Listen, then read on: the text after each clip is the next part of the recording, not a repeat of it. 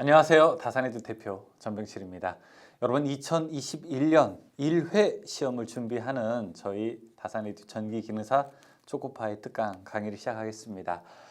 많은 분들이 이름이 왜 초코파이 특강이야 이렇게 궁금해하시는 분들이 계시는데요. 사실은 이 특강이 시작하게 된 것이 제가 오프라인에서 여러분들을 만나게 될 때 여러분들에게 참석하시는데 수강료를 받지 않고 초코파이로 수강료를 대신 받아서 이름이 초코파이 특강이라고 해서 유명해지게 되었습니다. 아쉽게도 최근에는 이 코로나 사태 때문에 여러분들을 직접 뵙지는 못하지만 이제 이런 사태들이 일련의 과정들로 이렇게 쭉 해소가 된다면 그때는 다시 한번 여러분들을 뵙고 좋은 시간을 만들어 보겠습니다. 그 전에 여러분들 이 특강 꼭 들으시고 합격하시길 바라겠고요. 이 특강은 어떻게 만들어진 것이냐면은 지금까지 출제되었던 문제 중에서 바로 요 직전 문제 한 200개 이상의 문제를 제가 핵심 문제들을 다시 복원을 했습니다. 그 복원한 문제들을 중심으로 해서 여러분들께 다시 한번 알려드리는 내용이기 때문에 사실은 그 어떤 관련도 문제보다 그리고 그 어떤 기출 예상 문제보다도 더 데이터베이스에 정확한 문제가 들어있는 것들을 뽑아낸 것이라고 하는 것 다시 한번 강조드리면서 여러분들과 함께 문제 풀어보도록 하겠습니다. 자, 이론 문제 준비되어 있는데요. 이론 문제는 몇 개인가요? 101개 준비되어 있습니다. 전기 이론, 기기, 설비 이렇게 하나씩 넘겨가 보면서 시작하도록 할게요. 제가 말이 조금 빨라질 수 있어요. 여러분 그렇다 하더라도 책 내용 보시기를 바라겠고 말이 조금 빠른 이유는 여러분들이 한 번 들으셔도 괜찮지만 이 강의를 2번, 3번 이렇게 반복해서 들으시기 용이하게끔 말씀드리는 거니까 편안하게 학습해 주시기 바라겠습니다. 그리고 마지막으로 지금 제가 강의하는 이 내용은 어디서 받아보실 수 있냐면 다산에듀 홈페이지에 들어오셔서 번개 배송 누르시고 전기기능사 필기 누르시게 되면은 초코파이 특강 2021년도 1회 여러분들이 클릭하시게 되면은 이메일로 바로 여러분들 메일로 전송이 되게 되니까 편안하게 PDF로 다운 받으셔서 출력해서 보셔도 되고 아니면 컴퓨터로 보셔도 되고 아니면 핸드폰으로 보셔도 되고 편안하게 학습하시기 바라겠습니다. 그럼 지금부터 강의 시작하겠습니다. 문제 같이 풀어볼게요. 1번 어떤 물질이 정상 상태보다 전자수가 많아져서 전기를 띠게 되는 현상을 무엇이라고 하게 되는가? 원래는 전기적으로 중성 상태였었죠. 자, 원래 전기적으로 중성 상태인데 전기적인 성질을 띠게 되는 거 이걸 우리가 바로 대전됐다고 이야기를 하죠. 이걸 대전 현상이라고 부르게 됩니다. 3번이죠. 2번 물질 중에 자유전자가 과잉된 상태. 원래 우리가 전기가 중성적인 상태에 있었는데 전자가 오히려 늘어났다고 합니다. 야, 여기 보게 되면은 이 플러스가 있고 마이너스 전자가 이렇게 있어서 하나하나씩이어서 중성 상태였는데 전자가 과잉이래요. 전자가 더 많아졌대요. 그럼 이거 무슨 상태입니까? 이 마이너스 전기로 만들어진 상태죠. 즉 마이너스로 대전된 상태다라고 이야기할 수 있습니다. 답은 그래서 1번이 되겠죠. 3번 3옴의 저항과 4옴의 저항을 직렬로 접속할 때 합성 컨덕턴스가 얼마인가 물어보고 있습니다. 자, 컨덕턴스 이야기 나오게 되면은 우리가 쉽게 해석하기가 조금 어려울 수 있어요. 그래서 우리는 먼저 저항으로 계산할 겁니다. 자, 두 개가 직렬로 있으니까 합성 저항은 어떻게 됩니까? 그냥 3 플러스 4 하면은 되겠죠. 그러면 이거 7옴이 되고요. 컨덕턴스 구하게 되면은 컨덕턴스는 저항의 역수이기 때문에 이거 7분의 1 이렇게 계산할 수 있습니다. 여러분 계산기로 계산해 보세요. 7분의 1 하게 되면은요 0.14 나오게 됩니다. 그러면 이거는 0.14. 자, 단위는 뭐죠? 모 이렇게 나올 수 있겠죠. 단위는 0.14 모. 답 1번. 4번 컨덕턴스 G 저항 R 전압 V 전류 I라고 할 때 G와 관계가 옳은 것은 무엇이냐? 자, 역시 컨덕턴스 얘기 나왔는데 너무 복잡한 것 같아요. 그냥 우리 저항으로 한번 계산해 보죠. R은 어떻게 됩니까? I분의 V 이렇게 놓을 수 있죠. R은 I분의 V. 그러면 컨덕턴스는 어떻게 돼요? 컨덕턴스는 저항이 물구나무석이 한 거라고요. 거꾸로. 그러면은 컨덕턴스는 V분의 I 이렇게 될 수 있죠. 그래서 G는 V분의 I라고 대답하는 것 몇 번? 2번이 답이라고 할 수 있습니다.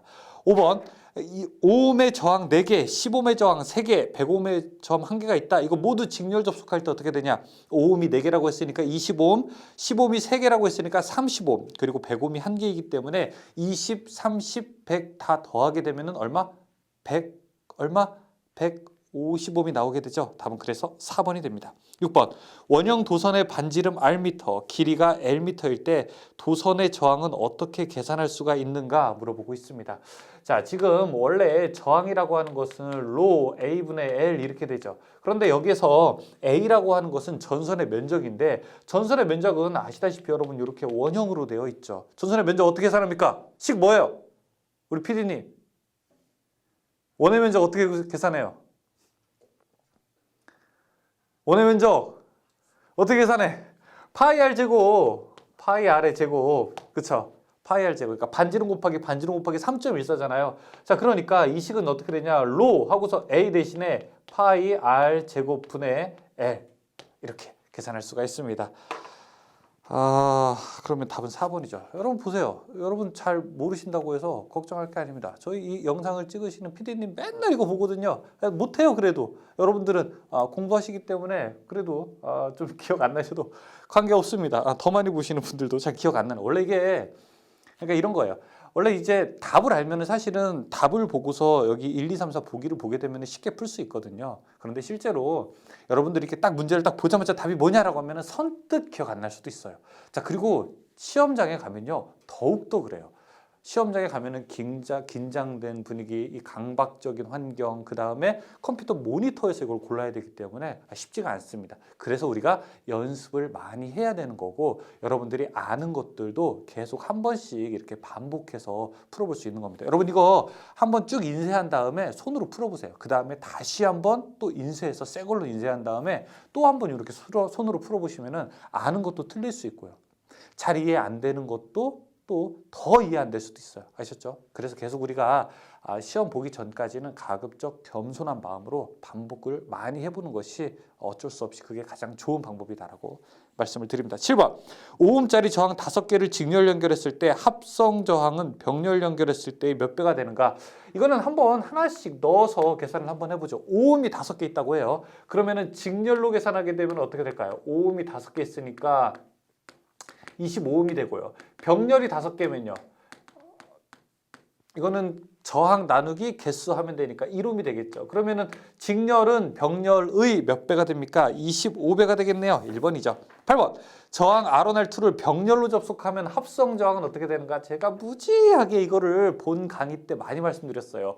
두 개의 저항은 어떻게 계산한다? 합분의 어떻게 곱이다. 그럼 두 개를 합한 건 어떻게 돼요? R1 플러스 R2 합한 것 분의 곱한 것 R1 곱하기 R2 이렇게 계산할 수 있죠. 합한 것 분의 곱한 것 합분의 곱. 자, 답은 3번이죠. 9번 15의 저항 10개를 서로 연결할 때 저항이 가장 작게 나오는 회로 구성했다면 합성 저항은 얼마인가? 자, 우리가 이게 8번, 9번. 15매 저항 10개라고 했으니까 가장 작게 나오는 건 어떻게 됩니까? 가장 작게 나오는 거는 모두 다 병렬로 구했을 때죠. 모두 다 병렬로 하게 되면은 전체 저항을 어떻게 개수로 나누면 되겠죠. 똑같은 저항을 n개 병렬로 놓을 때는요. 지금 15옴짜리를 10개 병렬로 놨으니까 이거 얼마? 1옴이 되는 것이죠. 답은 1번이죠. 10번 서로 다른 3개의 저항 R1, R2, R3를 병렬 연결했을 때 합성 저항은 어떻게 계산하는가? 자, 그냥 제가 이거 계산하지는 않겠어요. 답만 그냥 말씀드립니다. 3개, 2개일 때는 합분의 곱이잖아요. 3개일 때는 R1, R2 합, R2, R3 합, R1, R3 분의 R1, R2, R3 자, 이렇게 곱이 됩니다. 각각의 합분의 각 3개의 곱으로 나타내는 것이 바로 3개일 때 구하는 방법입니다. 그러면은 몇 번으로 놓을 수 있을까요? 1번 맞습니다. 11번 기전력 2 내부 저항 R인 전지 N개를 직렬로 연결해서 이것의 외부 저항 R을 직렬 연결했을 때 흐르는 전류는 어떻게 되는가?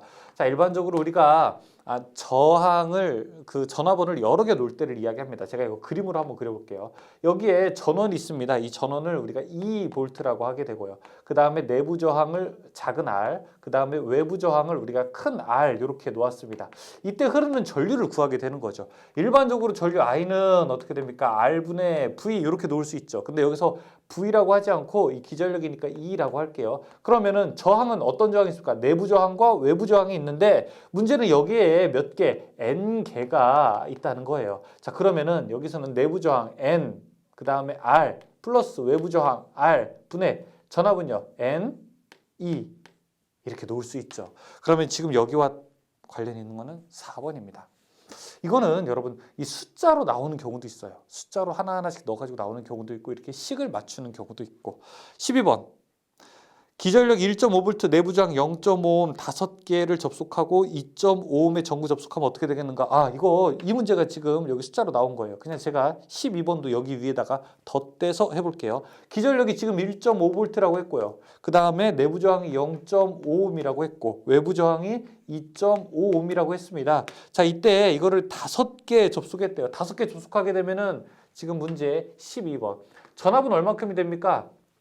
1.5가 5개 있으니까 그러면 7.5V가 되겠네요. 그렇죠? 그러면은 I는 R분의 V에서 전압은 일단 7.5V가 됩니다. 이 저항은요. 0.5가 5개 있으니까 2.5가 될 거고요. 그렇죠? 외부 저항이 2.5니까 2.5.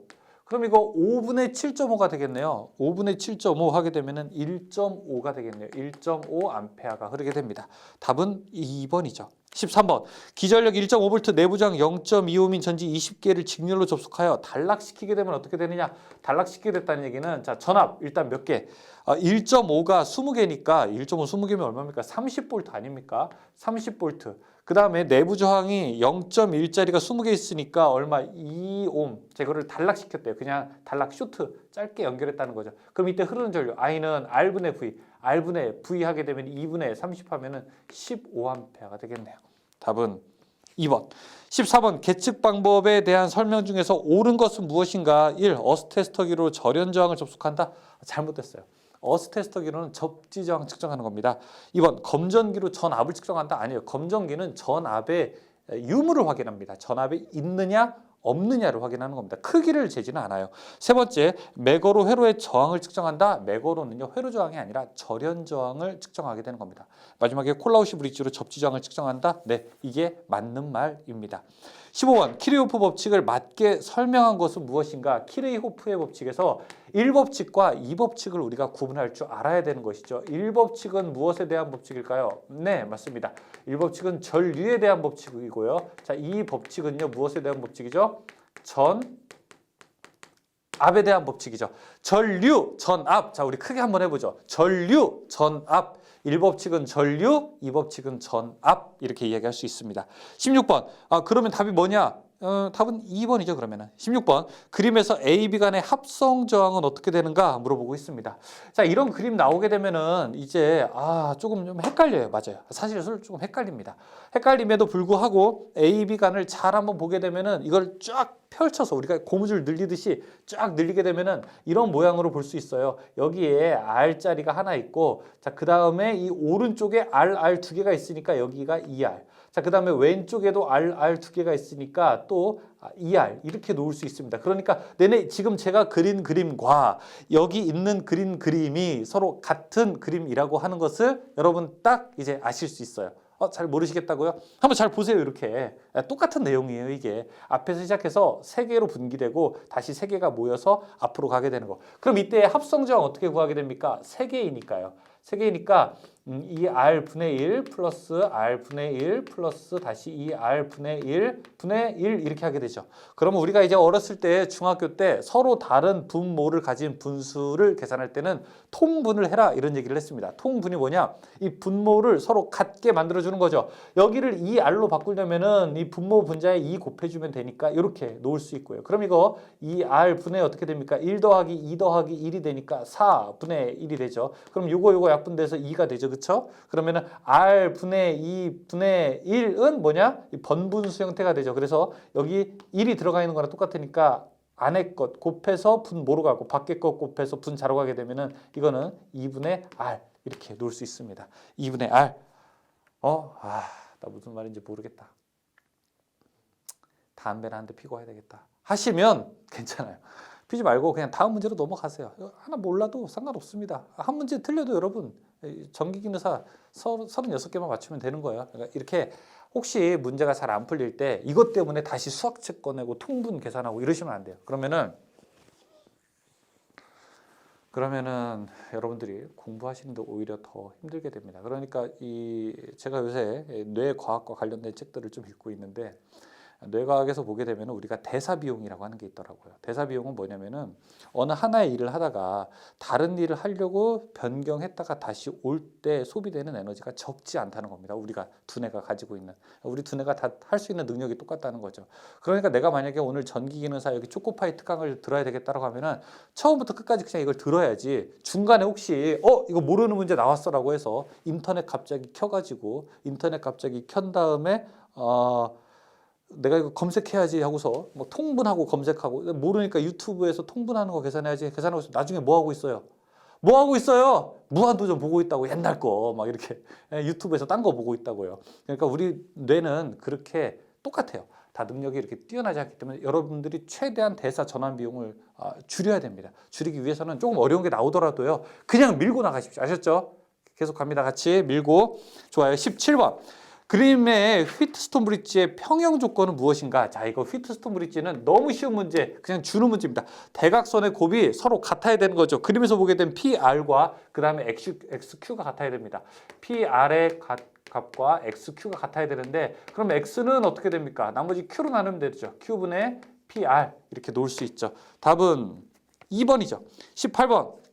다음과 같은 회로의 오음의 저항에 흐르는 전류는 몇 암페어인가? 자, 여러분, 근데 제가 이거 초코파이 특강 중에서 지금 유일하게 한 문제 이거 안 풀 거예요. 저 이거 안 풀래요. 지금 보시면 해설 나와 있게 되는데, 해설대로 여러분들이 한번 보고 문제를 풀어주십시오. 단 제가 문제를 어떻게 푸는지 그 방법만 알려드릴게요. 그림에서 보게 되면은 여기 3ohm짜리가 하나 있고, 그 다음에 여기 20V가 하나 있죠. 자, 그 다음에 여기 중간에 5ohm짜리가 있고, 그 다음에 여기에 10ohm짜리가 있고, 여기 60V 전원이 있습니다. 자, 이거 계산할 때는 우리가 중첩의 정리라고 하는 걸 이용합니다. 중첩의 정리 이용할 때는요, 어떻게 되냐? 이 중첩의 정리는 마치 이 필름 두 개가 겹쳐 있는 것처럼 분석하게 되는 건데, 처음에는 이 전원 하나만 있을 때 이쪽으로 흐르는 전류 I1을 구하고요. 그 다음에 또 두 번째는 이쪽에 있는 전원 가지고 이쪽에 흐르는 전류 I2를 구한 다음에 마지막 I1과 I2를 구하게 되면 여기에 흐르는 전체 전류를 구할 수 있다라고 하는 것이 이러한 해석 방법의 특징이라고 볼 수 있습니다. 자, 그 방법이 여러분 해설에 나와 있게 되니까 이 방법 보시고, 이거 쉽지 않아요. 제일 어려운 문제입니다. 사실은 오늘 푸는 문제 중에서 그냥 보시기 바라겠습니다. 19번. 1A/h는 몇 쿨롱인가 물어보고 있습니다. 1A/h라고 하는 것은 몇 쿨롱인가? 1A 곱하기 이거는 1시간이라는 뜻이죠. 이거는 1A 곱하기 3600초라고 하는 거죠. 자, 그러면은 이거는 3600 쿨롱이 되겠습니다.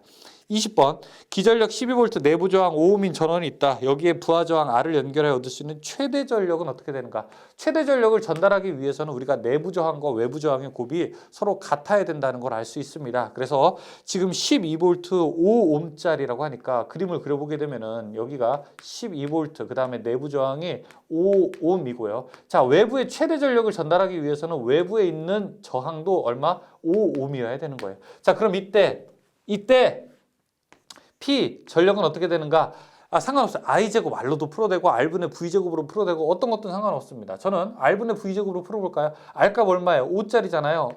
R분의 V제곱. 전압은 얼마예요? 전압 12로 풀면 안 됩니다. 대신에. 왜냐하면 여기 12V가 여기 다 걸리는 게 아니라 반씩 분배가 되죠. 그래서 6의 제곱 이렇게 풀어야 되겠죠. 계산하게 되면은 이거 얼마나 나오게 되냐? 아마 7.2 정도 나오게 될 겁니다. 7.2. 해설처럼 여러분들이 I제곱 R 이렇게 풀어도 상관없고요. 답은 1번이 되죠. 2번이 되죠. 21번. 주리 법칙에서 발열량 계산식을 옳게 표현한 것은 0.24 I제곱 RT 칼로리만큼 만들어지게 된다. 22번. 두 개의 서로 다른 금속의 접속점에 온도차를 주면 열 기전력이 생기는 현상은 무엇인가? 온도 차이 때문에 기전력의 변화가 생긴다라고 하는 것은 재백 효과. 그 다음에 두 금속을 놓고 전기를 넣었더니 기전력의 변화가 생긴다라고 하는 것은 펠티의 효과라고 부를 수 있죠. 답은 4번 재백 효과가 됩니다. 23번. 두 금속을 접속하여 여기에 전류를 흘리면 출열 외에 그 접점에서 열의 발생 또는 흡수가 일어나는 현상을 무엇이라고 하는가? 조금 전에 이야기했죠. 전자냉장고에 사용하는 원리 펠티의 효과입니다. 24번. 다음이 설명하는 것은 무엇인가? 금속 A, B로 만든 열 전쌍과 접점 사이에 금속 C를 연결했대요. 자, 이거는 여기가 포인트 포인트입니다. 24번은요. 어떤 효과가 있는데 A라는 금속과 B라는 금속이 있는데 자 여기에다가 어떤 C라는 금속을 넣었대요. 제3의 금속을 넣은 거죠. 자 우리가 이제 말싸움하다가도 제3자의 입장에서라고 하면은 너와 내가 아닌 그 다른 사람의 입장에서 이렇게 이야기하듯이 역시 A와 B가 있는데 제3의 금속이 들어갔다고 하면은 이거 딱 보아도 제3금속의 법칙입니다. 답 3번. 25번. 초사는 용액에 1A의 전류로 2시간 흘렸을 때 은의 석출량은 어떻게 되는가? 패러데이 법칙을 이용하게 되면 우리가 은의 석출량을 구할 수 있습니다. 은의 석출량 어떻게 계산합니까? KIT 이렇게 구할 수 있죠. 자, K 은의 화학 당량은 얼마냐? 라고 하면 1.1 곱하기 10의 마이너스 3제곱 곱하기 전류가 얼마냐? 1A이고요. 여기서 조심할 거. T 시간은 반드시 초로 계산해야 됩니다. 지금 2시간이라고 했으니까 1시간이 3600초, 2시간 하면은 7200초 계산할 수 있죠. 자, 여러분 이거 계산기로 탁탁탁 두드리게 되면은 아마 7.92 g이 나오게 될 겁니다. 답은 3번이죠. 26번. 전기분해에 의해서 석출되는 물질의 양은 전해액을 통과한 총 전기량과 같으며 그 물질의 화학 당량에 비례한다. 어떤 거? 자, 여기 석출량이라고 하는 것은 IT가 뭡니까? 총 전기량 Q와 같다라고 하는 것을 비례한다라고 하는 것을 우리가 무슨 법칙? 패러데이 법칙이라고 부를 수 있죠. 답은 4번입니다. 27번. 알칼리 축전지의 대표적인 축전지로 널리 사용되고 있는 2차 전지가 무엇인가? 니켈 카드뮴 전지. 답 4번이죠. 28번. 납축전지의 전해액으로 사용하는 묽은 황산의 비중은 어떻게 되는가? 답 3번. 1.2에서 1.3. 29번. 납축전지가 충전될 때 양극은 무엇인가? 양극 플러스 극이라고 하는 것은 이산화나 PbO2가 됩니다. 답은 1번. 30번. 그림에서 답 내용에서 기억 니은에 들어갈 내용으로 알맞은 것. 2차 전지의 대표적인 것으로 납축전지가 있다. 전해액의 비중을 얼마 정도? 1.23에서 1.26이고 그 다음에 무엇을 사용한다? 묽은 황산을 사용하게 된다. 답은 4번이 됩니다. 31번. Q1과 마이너스 Q2의 전하가 진공 중에서 R미터의 거리에 있을 때 이들 사이에 작용하는 정전기력은 어떻게 되는 것인가? 자, 이거 쿨롱의 법칙이 들어가죠. 쿨롱의 법칙 힘 F는 어떻게 됩니까? 진공 중에서 원래 이게 쿨롱의 법칙은 4파이 엡실론 분의 1 곱하기 R 제곱분의 Q1 Q2 이렇게 되죠. 그런데 이게 진공이다라고 하게 되면은 여기 엡실론 제로가 8.855 곱하기 10의 마이너스 12제곱이기 때문에 자 이거 계산하게 되면은 진공일 때의 쿨롱 상수는 10의 9제곱 곱하기 R 제곱분의 Q1 Q2 이렇게 되죠. 여기 있는 식을 여러분이 찾으면 됩니다. 진공 혹은 공기 중이다 라고 하게 되면은 이 앞에 있는 내용이 들어가게 됩니다. 답은 그래서 3번이 되죠. 32번. 공기 중에서 4 곱하기 10의 마이너스 6제곱과 8 곱하기 10의 마이너스 6제곱의 두 전하 사이에 작용하는 정전력이 7.2일 때 전하 사이의 거리가 얼마큼이 되는가 물어보고 있습니다. 자, 이 문제는 32번 문제는 이 쿨롱의 법칙을 이용하는데 힘을 일단 알려줬어요. 힘이 얼마라고 했냐면 7.2라고 합니다. 7.2는 진공중일 때 9 곱하기 10의 9제곱 그리고 거리를 몰라요. R 제곱분의 Q1, Q2가 각각 얼마냐면은 4 곱하기 10의 마이너스 6제곱 그리고 Q2는 8 곱하기 10의 마이너스 6제곱이죠. 그럼 여기다가 R이 얼마냐라고 물어봅니다. 어떻게 계산합니까? 이항하고 할 필요 없어요. 그냥 1, 2, 3, 4 하나씩 넣어보세요. 하나씩 넣어보게 되면 답 나온다고요. 그렇죠? 0.2 집어넣을 때 딱 7.2 나오게 될 겁니다. 답은 4번이에요. 33번. 유전물 엡실론의 유전체 내에 있는 전하 Q쿨롬에서 나오는 전기력선은 얼마인가? 자, 지금 이 가우스의 정리를 이용하게 되는 거죠. 가우스 정리 이용하게 되면은 우리가 몇 가닥이냐라고 하는 것을 구할 수 있게 되는 거고 이게 유전물이라고 엡실론이라고 하면 이렇게 계산하면 되고요. 만약에 진공의 상태이다라고 하게 되면 여기다가 엡실론 제로가 이렇게 들어갈 수 있겠죠. 지금은 그냥 유전 상태이기 때문에 유전물 엡실론이니까 답 4번으로 이렇게 놓을 수 있습니다. 만약에 근데 진공일 때다 이렇게 이야기하게 되면은 여기 2번이 답이 됩니다. 34번. 다음 그림과 같이 절연물 위에 플러스로 대전된 대전체를 놓았을 때 도체의 음전기와 양전기가 이렇게 분리되는 것을 무엇이라고 하게 되는가? 정전기가 유도되는 현상이다라고 해서 정전유도다라고 이야기할 수 있죠. 답 1번이죠. 35번. 다음 중 정전 차폐와 가장 관계가 깊은 것은 이 정전유도를 완전히 막을 수 있는 물질 철망, 니켈, 코발트, 철, 망간으로 할 수 있는 거 뭐죠 이거? 뭐죠? 강자성체죠. 그렇죠? 답은 2번이죠. 36번. 도면과 같이 공기 중에 놓인 2 곱하기 10-8제곱 쿨롱이 전하에서 2m 떨어진 점 P와 1m 떨어진 점 Q와의 차이가 얼마냐라고 물어봅니다. 이것도 굉장히 자주 나오는 문제예요. 최근에 꼭 나오는 문제입니다. 자, 여기 점이 하나 있고 이 점으로부터 쭉 떨어진 지점, 여기 중간 지점이 있고, 자, 여기가 2 곱하기 10-8 쿨롱이 있고, 자, 이쪽을 Q 지점이라고 하고 이쪽을 P 지점이라고 하고, Q 지점까지의 거리는 몇 미터? 여기는 1미터고요. 여기 P 지점까지의 거리는 얼마? 2미터라고 합니다. 그럼 이때 여기의 전위와 여기의 전위가 얼마큼 차이가 나느냐? 지금 이런 식으로도 계산할 수 있어요. 여기 난로가 하나 있어요. 여기의 온도와 이쪽의 온도를 지었는데 여기 Q 지점과 P 지점의 온도가 어떻게 다르냐? 당연히 어디가 더 뜨겁겠습니까? 가까운 쪽이 더 뜨겁겠죠. 그렇죠? 여기가 만약에 10도 그리고 이쪽이 만약에 5도라고 하면은 둘의 차이는 5도만큼이 나는 거죠. 그럼 먼저 VP 지점의 전위를 찾아야 되는 겁니다. 이거는 9 곱하기 10의 9제곱 그 다음에 R분의 Q 이렇게 계산할 수 있고요. 자, 다음에 VQ 지점, Q 지점 먼저 찾고 그 다음에 VP 지점 찾게 되죠. 이거는 9 곱하기 역시 10의 9제곱 그 다음에 R분의 Q 이렇게 놓을 수 있습니다. 자, 계산 한번 해보죠. 여기 VQ 지점 여기부터 찾게 되면은 9 곱하기 10의 9제곱 그 다음에 R값 1m죠. 자, Q 이거죠. 2 곱하기 10의 -8제곱. 다음에 여기 VP 지점은요.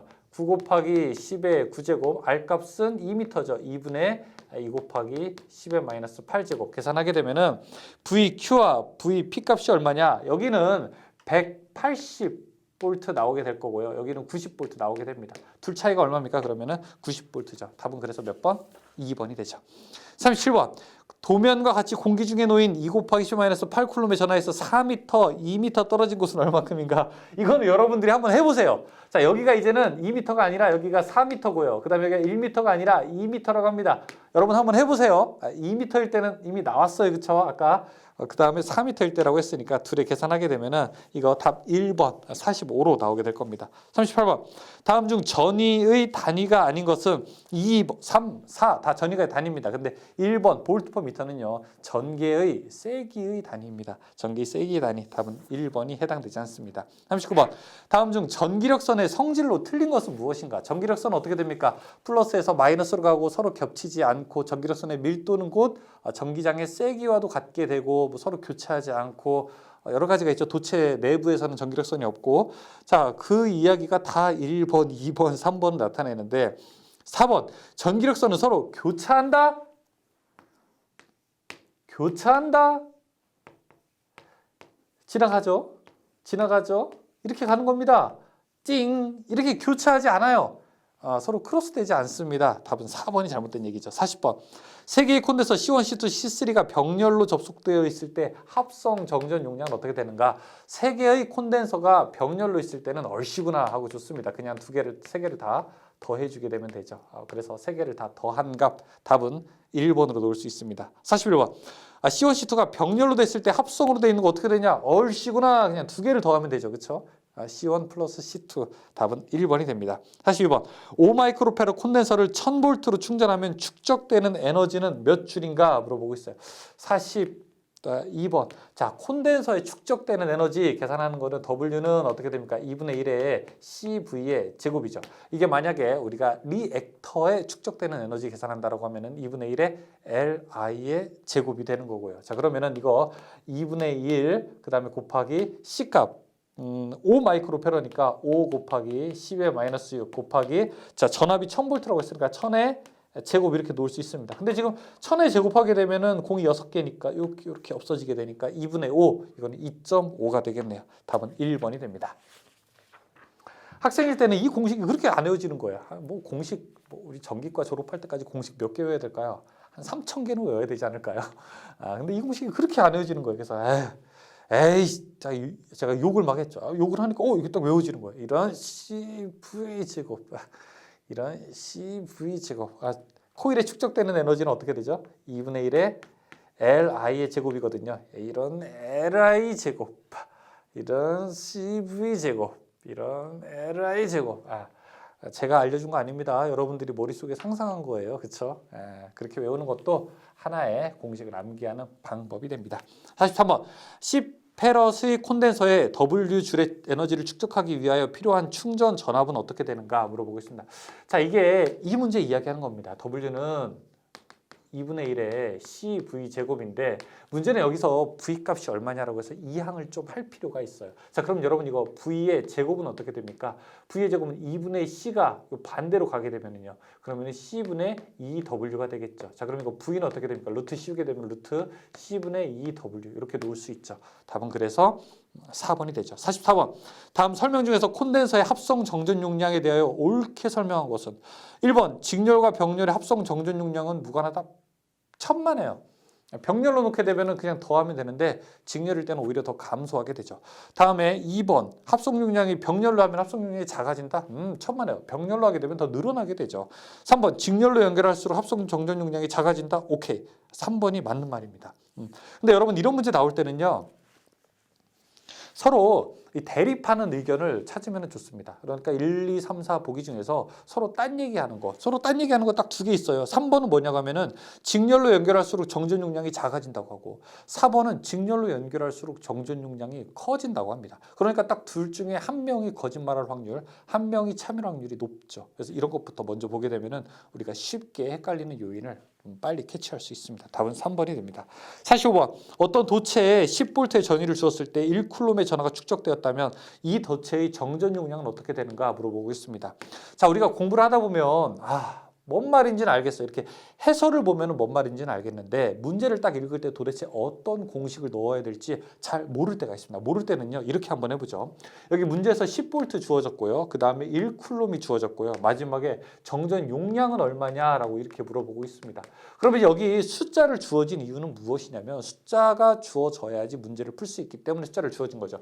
이 V에다가는 어떻게 되는가? 이 10V는 전압이에요. 그렇죠? V라고 하는 기호를 쓰게 되고요. 그 다음에 1쿨롬이라고 하는 건 전기량이에요. 그럼 Q라고 하는 기호를 쓰게 되고요. 정전 용량이라고 하는 거는 C예요. 이렇게 C를 쓰게 되는 거죠. 그러면 여러분 이거 우리가 알 수 있는 공식은 무엇이 있습니까? Q는 어떻게 됩니까? Q는 CV. 그렇죠? 그럼 여기서 C를 알고 싶으니까 C는 어떻게 됩니까? 양쪽을 V로 나누게 되면 V분의 Q. Q가 얼마예요? 1이고 V가 10이니까 0.1 페럿이 되겠네요. 답은 2번, 46번. 콘덴서 중에서 극성을 가지고 있는 콘덴서로서 교류에 사용할 수 없는 거. 이거 전해 콘덴서라고 부르게 되죠. 원통형으로 생긴 거. 47번. 용량을 변화시킬 수 있는 콘덴서는 밸리어블 콘덴서라고 해서 바리콘. 48번. 자기력선의 설명 중에서 맞는 것은 무엇인가? 자기력선. 여기 N극이 있고 그 다음에 여기 S극이 있게 되죠. 자기력선. 역시 전기력선과 똑같아요. 이렇게 가죠. 서로 교차하지 않죠. 밀도가 높은 곳이 자기장의 세기가 센 것이죠. N에서 시작해서 S극에서 끝나게 되죠. 답은 몇 번? 1번이 답이죠. 1번. 1번과 3번은 서로 딴 얘기 하잖아요. 그렇죠? 1번은 N에서 S로 간다. 3번은 S에서 N으로 간다. 1번이 답이 되죠. 49번. 공기 중에서 자기장의 세기가 100A/m인 점에 8 곱하기 10의 마이너스 2제곱 웨버의 자극을 놓을 때 이 자극에 작용하는 기자력은 어떻게 되는가 물어보고 있습니다. 자, 힘 F는 자극의 세기 M에다가 자기장의 세기 H를 곱한 것과 같습니다. 자, 이때 자극의 세기가 얼마라고 했냐면은 자극의 세기가 8 곱하기 10의 마이너스 2제곱. 자기장의 세기가 100이에요. 뒤에 공두개 없앨 수 있겠네요. 그냥 그러면은 8 나오게 되네요. 답은 몇 번? 2번. 50번. 비투자율이 1인 환상철심 중에 자기장의 세기가 암페어 턴퍼미터였다. 이때 비투자율이 10인 물질로 바꾸면 철심의 자속 밀도는 어떻게 되는가 물었다. 자속 밀도가 어떻게 될까요? 여러분 우리가 왜 변압기나 발전기나 전동기 같은 곳에 철에다가 구리로 감는 걸까요? 이 철에다가 구리를 감는 이유는 철이 가지고 있는 투자율이 크기 때문에 그렇습니다. 그 얘기는 무엇이냐? 자기장의 세기를 잘 전달할 수 있다는 얘기죠. 자기장의 세기를 잘 전달할 수 있다는 건 자속 밀도가 높다는 거예요. B는요, 뮤 H가 됩니다. 그래서 뮤라고 하는 것은 무엇입니까? 바로 투자율이 되는 거죠. 이 투자율이 지금 몇 배짜리로 논다고 합니까? 문제에서는 투자율이 1인 물질을 비투자율이 10인 물질로 넣는다는 얘기예요. 그러면 비투자율이 몇 배? 10배로 더 증가하게 된다는 거죠. 그럼 자속 밀도도 몇 배? 맞아요. 10배로 증가하게 됩니다. 답은 2번이 됩니다. 51번. 공심 솔레노이드의 내부 자기의 세기가 800A/m일 때 자속 밀도는 어떻게 되는가? 자, 이 식 그대로 가져와서 자, B는 뮤 H. 지금 문제에서 공심 솔레노이드 내부의 자기 쓰기가 800일 때 자속 밀도. 자, 그러면은 공심일 때 여기는 진공의 투자율을 계산해야 된다. 진공의 투자율에다가 H를 곱하게 되는 거고, 진공의 투자율은 4파이 곱하기 10의 마이너스 7제곱이니까 여기다가 800 계산할 수 있겠죠. 답은 그러면은 1 곱하기 10의 마이너스 3제곱. 52번. 진공 중에 두 자극 M1, M2를 R 미터의 거리에 놓았을 때 작용하는 힘은 어떻게 되는가? 52번. 역시 쿨롱의 법칙 이야기하고 있죠. 쿨롱의 법칙. 두 자극 사이에 작용하는 힘 4파이 뮤 분의 1 곱하기 R 제곱분의 M1, M2. 자, 이게 만약에 진공이다라고 하면 여기가 뮤 제로가 들어가게 되죠. 이게 만약에 진공 여기에 4파이 곱하기 10-7제곱 넣게 되면은 6.33 곱하기 10의 R 제곱분의 M1, M2 이렇게 되죠. 자, 여기까지 풀고 자 잠깐만 칠판 지웠다가 하도록 하겠습니다. 어디 가지 마세요. 칠판만 지우는 겁니다. 네. 53번 들어가겠습니다. 다음 중 자기 선속의 단위를 나타내는 것은 자속의 단위를 나타내는 것 2번이죠. 웨버. 1번은 자기장의 세기, 3번은 퍼 제곱미터가 들어가죠. 이건 자속 밀도, 4번은 자기 저항의 관계죠. 54번. 다음 중 웨버 단위가 의미하는 것으로 알맞은 것은 무엇이냐? 4번 자기력 선속. 조금 전에 나왔던 건데 조금 이제 보기와 문제가 이렇게 순서가 바뀌어서 나오게 된 거죠. 55번.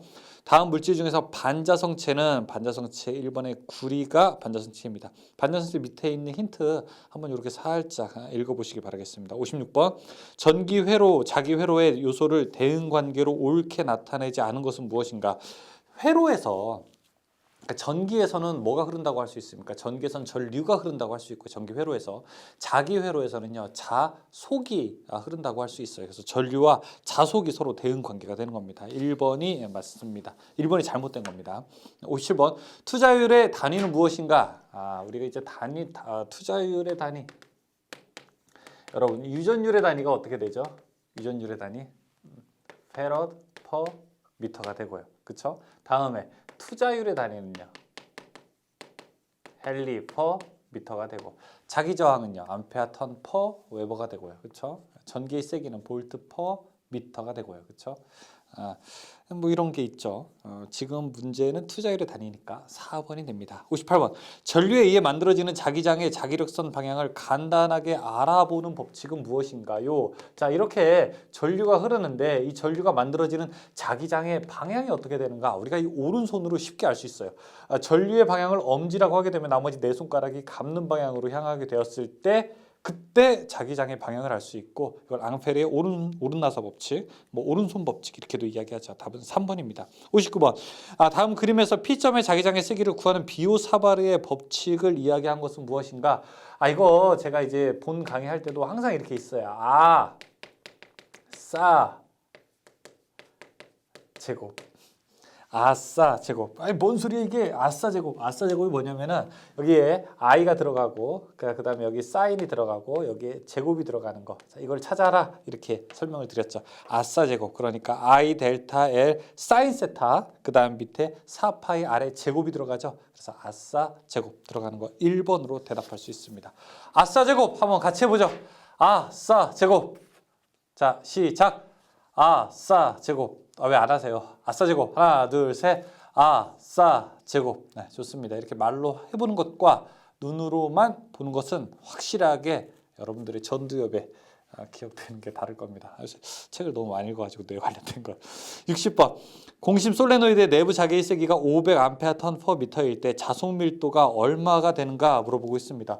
아까 이제 나왔던 그 식 들어가는군요. B는 뮤 H인데 자 이게 공심일 때는 뮤 제로 H가 되고, 여기 진공일 때의 투자율은 4 파이 곱하기 10의 마이너스 7제곱, 그 다음에 H 지금 자기의 세기가 500이라고 하네요. 자, 이거 그냥 넣어서 계산하면 되겠네요. 답은 그러면은 2번 나오겠네요. 2 파이 곱하기 10의 마이너스 4제곱.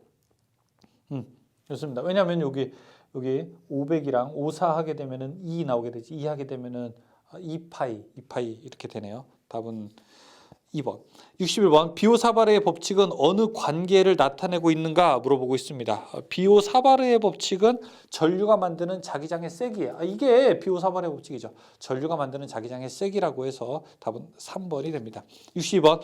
평균 길이 10cm, 권수 10회인 환상 솔레노이드에 3A의 전류가 흐르면 그 내부의 자장의 세기는 어떻게 되는가 물어보고 있습니다. 내부의 자장의 세기라고 했는데 나 이거 모르겠다. 나 이거 모르겠다. 어떤 식을 써야 될지 도대체 모르겠다 하시는 분들도 이 식의 맨 뒤를 보게 되면은 이것만 가지고도 맞출 수 있어요. 마지막에 뭐라고 했냐면요. 암페아 턴 퍼 미터가 얼마냐 이거 물어봤어요. 마지막에 문제 이거 다 알려준 거예요. 식을. 그러니까 암페아가 얼마입니까? 이 전류가 얼마냐? 턴 몇 번 감았느냐? 그거를 길이 L 얼마냐? 이렇게 알려준 겁니다. 그렇죠. 요 분수가 이 식이 뜻하는 게 요 얘기 아니겠습니까? 지금 여기서 I가 얼마라고 했습니까? 전류가 3A라고 했고요. 그렇죠? 권수 몇 번 감았다고 합니까? 10번 감았다고 했고 길이가 얼마라고 했냐면 평균 길이 10cm. 이제 미터로 하니까 0.1m라고 하는 거죠. 30 나누기 0.1 그럼 300 되겠죠. 그렇죠? 답은 1번이 됩니다. 63번. 전류에 의해 만들어지는 자기장의 자기력선 방향을 간단하게 알아내는 법칙은 무엇인가? 전류가 만드는 자기력선의 방향, 앙페르의 오른나서 법칙 3번. 64번. 환상 철심에 감은 코일에 5A의 전류를 흘려 2000A 턴의 기자력을 발생시키고자 한다면 코일의 권수는 어떻게 되는가 물어보고 있습니다. 자, 지금 여기서도 코일의 우리가 기자력 F는요. NI 권수에다가 전류를 곱하게 되는 겁니다. 그래야지 이게 암페아 턴이거든요. 단위가. 그럼 기자력이 얼마라고 했냐면 지금 2000이라고 했어요. 그러면은 5A 흘렸다니까 N 곱하기 5 하면은 2000이 된다는 거. 얼마? 5에다가 뭐 곱해야지 선입니까? 400. 답 4번이죠. 65번. 반지름 R미터 권수 N회의 환상 솔레노이드에 Iam페아의 전류가 흐를 때 내부의 자기장의 세기는 어떻게 되는가 물어보겠습니다. 우리가 전류가 만드는 자기장의 세기 식 3개 한번 가보죠. 첫 번째 직선 도체일 때의 자기장의 세기가 있고요. 두 번째 환상 솔레노이드일 때의 자기장의 세기가 있고 마지막 세 번째 원형 코일일 때의 자기장의 세기가 있습니다. 자, 식 3개가 있는데 직선일 때는 얼마입니까? 이거 2 파이 R 분의 I가 되고요. 환상 솔레노이드일 때는요 2 파이 R 분의 NI가 되고요. 원형일 때는요 2R 분의 NI 이렇게 되죠. 지금 문제에서는 환상 솔레노이드라고 이야기하니까 여기 두 번째 거를 사용해야 되고 답은 그래서 4번이 될 수 있습니다. 66번. 자속 밀도가 0.3 웨버 퍼 제곱미터인 평등 자개 내에 5A의 전류가 흐르고 있는 길이 2m의 직선 도체를 자개의 방향에 대해서 60도 각도 놓았을 때 이 도체가 받는 힘은 어떻게 되는가 물어보고 있습니다. 자, 저 앞에서 제가 이야기했었죠. 도대체 어떤 식을 써야 될지 모르겠다라고 할 때는 숫자를 가만히 보자. 그러면은 0.3 웨버 퍼 제곱미터가 있고요. 그 다음에 5A가 있고요. 자, 그 다음에 2m가 있고요. 그 다음에 60도. 자, 이런 각도가 있어요. 자, 0.3 웨버 퍼 제곱미터 자속 밀도이기 때문에 이거 B고요. 5A는 전류이기 때문에 I고요. 2m는 길이죠. L이죠. 그 다음에 이건 각도 세타죠. BIL 세타 들어가는 거 식 뭐 있습니까? 마지막에 뭐 물어봤어요? 힘이 얼마냐 이렇게 물어봤잖아요. 힘 F는 어떻게 될까? BIL 사인 세타. 자, B 자속 밀도가 0.3, 전류 5, L은 2m. 그 다음에 사인 60도. 계산합니다. 2.6 뉴턴. 67번. 긴 직선 도선에 I 전류가 흐를 때 이 도선으로부터 R만큼 떨어진 곳의 자기장의 세기는 자, 이거네요. 직선. 그쵸? 몇 번? 전류에 비례하고 거리에 반비례하게 된다. R에 반비례하게 된다. 답은 2번. 68번. 자장 내에 있는 도체에 전류를 흘리면 힘이 작용하는데 이 힘의 방향은 어떤 법칙으로 정하게 되는가? 전류가 흐를 때 힘이 작용한다. 이거 전동기의 발전기예요. 68번. 전류를 넣었더니 힘이 작용한다. 전동기입니까? 발전기입니까? 전동기. 발전기는 힘을 넣었을 때 전기가 나오는 게 발전기고요. 전동기는 전기를 집어 넣었을 때 힘이 작용하는 게 전동기죠. 그렇죠? 전동기는 무슨 법칙? 오른손 법칙이죠. 플레밍의 오른손 법칙. 왼손 법칙이죠. 왼손 법칙이죠. 제가 여러분이 지금 집중하시나 안 하시나 제가 일부러 한번 틀리게 해봤습니다. 자, 우리 기억하죠? 어떻게? 우, 발, 좌, 전. 오른손이 발전기, 왼손이 전동기입니다. 오른손은 발전기 법칙을 설명하고 왼손이 전동기 법칙을 설명합니다. 지금은 전동기 얘기하는 거니까 2번 왼손 법칙이 답이 되어 있죠. 69번 도체가 운동하여 자속을 끊었을 때 기전력의 방향을 알아내는데 편리한 법칙은 무엇인가 물어보고 있습니다. 자, 도체가 운동해서 자속을 끊었을 때 기전력의 방향, 도체가 운동해서 기전력, 도체가 운동했을 때 전기의 방향. 이거 뭐예요? 발전기잖아요. 발전기는 플레밍의 오른손 법칙이죠. 70번 무한히 긴 평행한 두 직선이 있다. 이들 도선에 같은 방향으로 전류가 흐를 때 상호간에 작용하는 힘은 무엇인가 물어보고 있습니다. 평행하는 두 선이 있을 때 두 선에 작용하는 힘, 어떤 힘이 생깁니까? 두 개가 서로 끌어당기는 힘이 작용을 하게 됩니다. 끌어당기는 힘은 흡인력이라고 부르게 되는 거죠. 흡인력. 답은 1번이 됩니다. 71번 2cm의 간격을 가진 두 평행도선에 1000A의 전류가 흐를 때 이때 작용하는 힘은 어떻게 되는가? 자, 이런 얘기예요. 여기 간격이 2cm라고 해요. 2cm.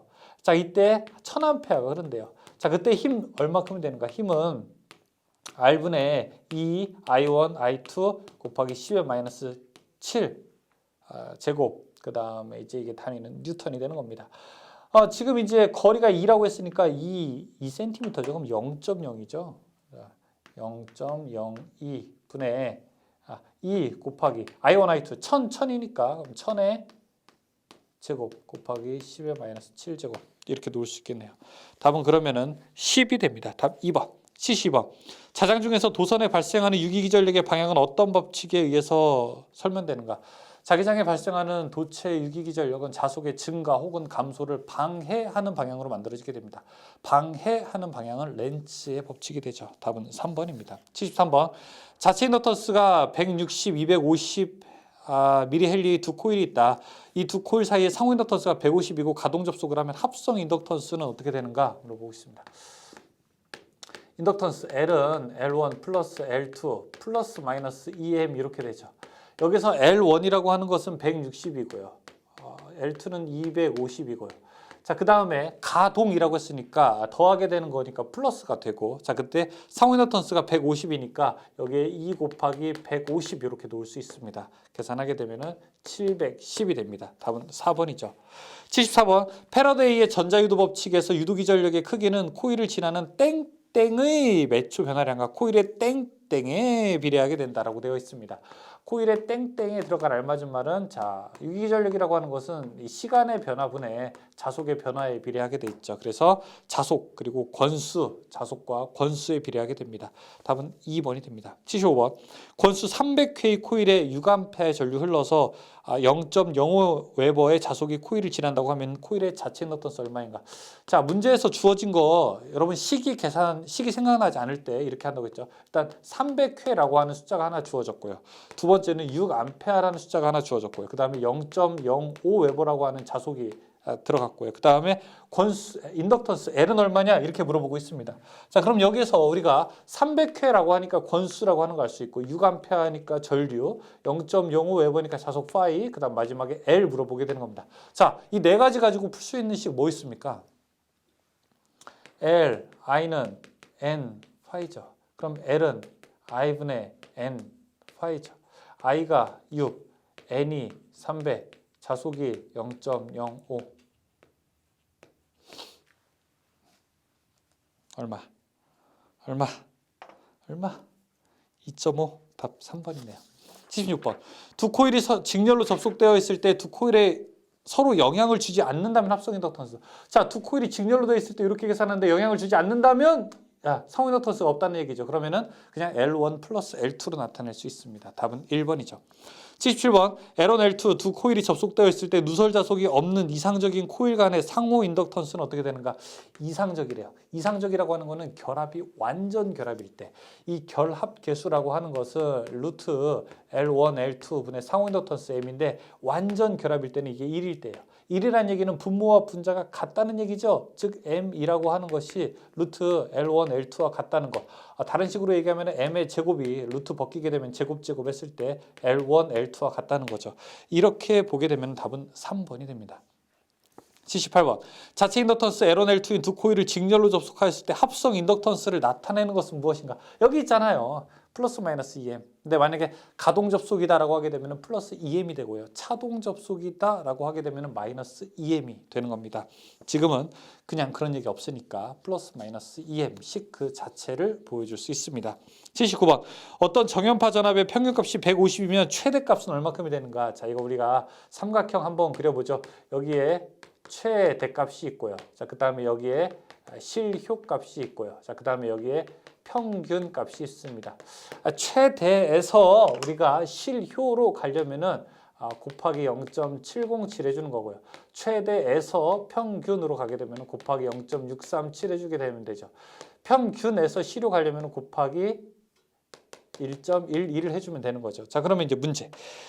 평균이 150이다. 최대는 얼마냐? 그럼 150 나누기 0.637 하면 되죠. 그렇죠? 그러면은 답 얼마? 236. 80번. 최대가 200이다.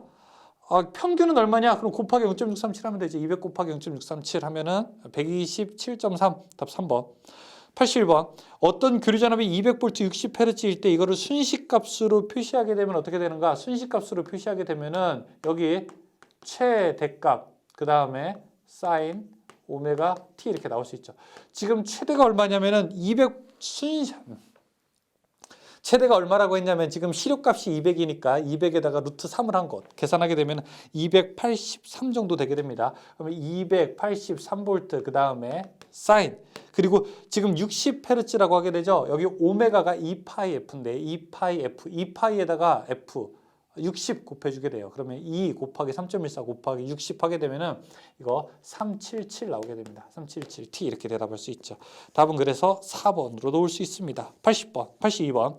주파수 100Hz의 주기는 몇 초인가? 우리가 주기와 주파수는 서로 역수의 관계죠. 주파수는 주기분의 1이요. 그 다음에 주기라고 하는 것은 주파수 분의 1이 됩니다. 지금 주파수가 100Hz라고 했으니까 주기는 T는 주파수의 역수 100분의 1 하게 되면 0.01초가 되겠네요. 답은 3번. 주파수라고 하는 것은 1초에 만들어진 사이클의 개수를 이야기하죠. 주파수가 100이라고 하는 것은 1초에 만들어진 사이클이 100개 만들어진다는 겁니다. 그럼 주기는 무슨 뜻이냐? 한 개 사이클 만들어지는데 걸리는 시간이 얼마냐? 이렇게 물어보고 있는 거죠. 그러니까 1초에 여러분이 만두 100개 만든다고 생각해 보세요. 그러면은 만두 한 개 만드는데 걸리는 시간은 0.01초가 되겠죠. 그게 주파수와 주기의 관계입니다. 답은 3번이 되죠. 83번. 어느 구형파의 주기가 20ms이면 이 파형의 주파수는 어떻게 되는가? 주파수와 주기는 서로 역수의 관계예요. 그래서 자, 주파수는 주기분의 1이라고 했잖아요. 지금 이거는 주기가 0.2ms래요. 그러니까 만두 하나 만드는데 걸리는 시간이 20ms. 20ms면 이게 몇 초라는 겁니까? 20ms. 밀리가 10의 마이너스 3제곱이니까 20ml라고 하는 건 0.02라고 하는 뜻이죠. 02초라고 하는 것과 똑같죠. 그러면은 자, 만두 하나 만드는데 0.02초 걸렸대요. 그러면은 1초에 몇 개 만들 수 있습니까? 50개 만들 수 있게 되는 거죠. 답은 4번이 됩니다. 84번. 임피던스가 2 플러스 J11, 그 다음에 4 마이너스 J35의 직렬 회로에 교류전압 100V를 가할 때 합성 임피던스는 어떻게 되는가?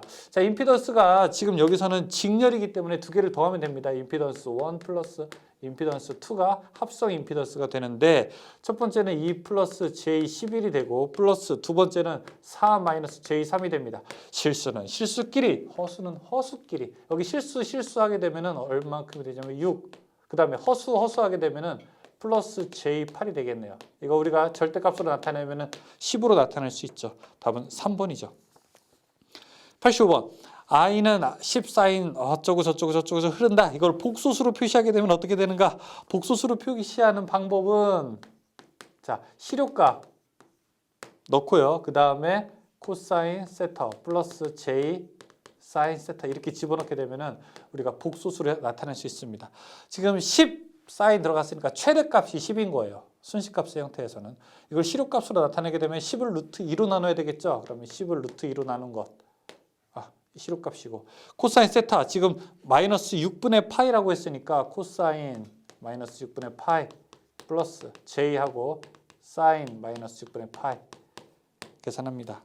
그럼 이거 답이 복소수로 표기하게 되면은 6.12 마이너스 J 3.5 이렇게 나온다고 합니다. 답은 1번이 되죠. 86번. 2는 6 루트 2 사인 오메가 t, 2는 4 루트 2 사인 오메가 t 마이너스 60도일 때 2원 빼기 2의 실효값은 어떻게 되는가? 자, 이것도 여러분 뭐 제가 권장하지는 않습니다. 밑에 해설과 같이 각각 이렇게 복소수의 형태로 만들어서 계산을 한번 해보시기 바라겠습니다. 그렇게 된다면 두 개의 차이를 계산할 수 있어요. 그냥 두 개를 빼면 됩니다. 빼게 되면은 2 루트 7이 나오게 될 거예요. 답은 3번. 87번. V는 100 루트 2 사인 한 다음에 120 파이 t 플러스 4분의 파이, I는 100 사인 120 파이 t 플러스 2분의 파이인 경우 전류는 전압보다 위상이 어떻게 되는가? 위상차를 물어보고 있어요. 자, 위상차 물어보고 있는데 여기 어떤 기준이라고 하게 되면은 지금 전압은 플러스 4분의 파이래요. 4분의 파이면 45도죠. 어떤 기준보다 45도 앞서게 된다는 거고, 그 다음에 I는 플러스 2분의 파이라고 합니다. 2분의 파이는 90도죠. 어떤 기준보다 여기 90도 앞서게 된다는 겁니다. 뭐가? 전류가, 여기는 전압이. 그러면 전류는 전압보다 어떻게 되는가? 45도 더 앞서게 되는 거죠. 4분의 파이 앞서게 되죠. 3번이죠. 88번. 임피던스 1과 임피던스 2가 직렬로 접속된 회로에 200볼트를 가할 때 이 회로에 흐르는 전류는 어떻게 되는가? 임피던스 계산해 보게 되면은 우리가 얼마? 20 플러스 J40이라고 하는 거 알 수 있어요. I는 임피던스 분의 V니까 20 플러스 J40분의 전압이 얼마냐면은 200볼트. 자, 그냥 여러분 계산기로 하면 됩니다. 계산기로 하시면 돼요. 괜히 손으로 계산할 필요 없습니다. 뭐라고요? 손으로 한번 계산해보고 싶다고요? 아, 진짜요? 그러면 어떻게 계산해야 됩니까? 여러분 손으로 계산하는 방법, 계산기 없을 때 공액 복소수라고 하는 거를 곱해주면 되죠. 공액 복소수는요 20 부호만 반대인 거 J40 분의 20 계산하면은 손으로 이제 계산할 수 있겠죠. 실수는 실수끼리, 허수는 허수끼리 계산하게 되면은 답 나오게 될 겁니다. 답은 2번 4.47. 89번.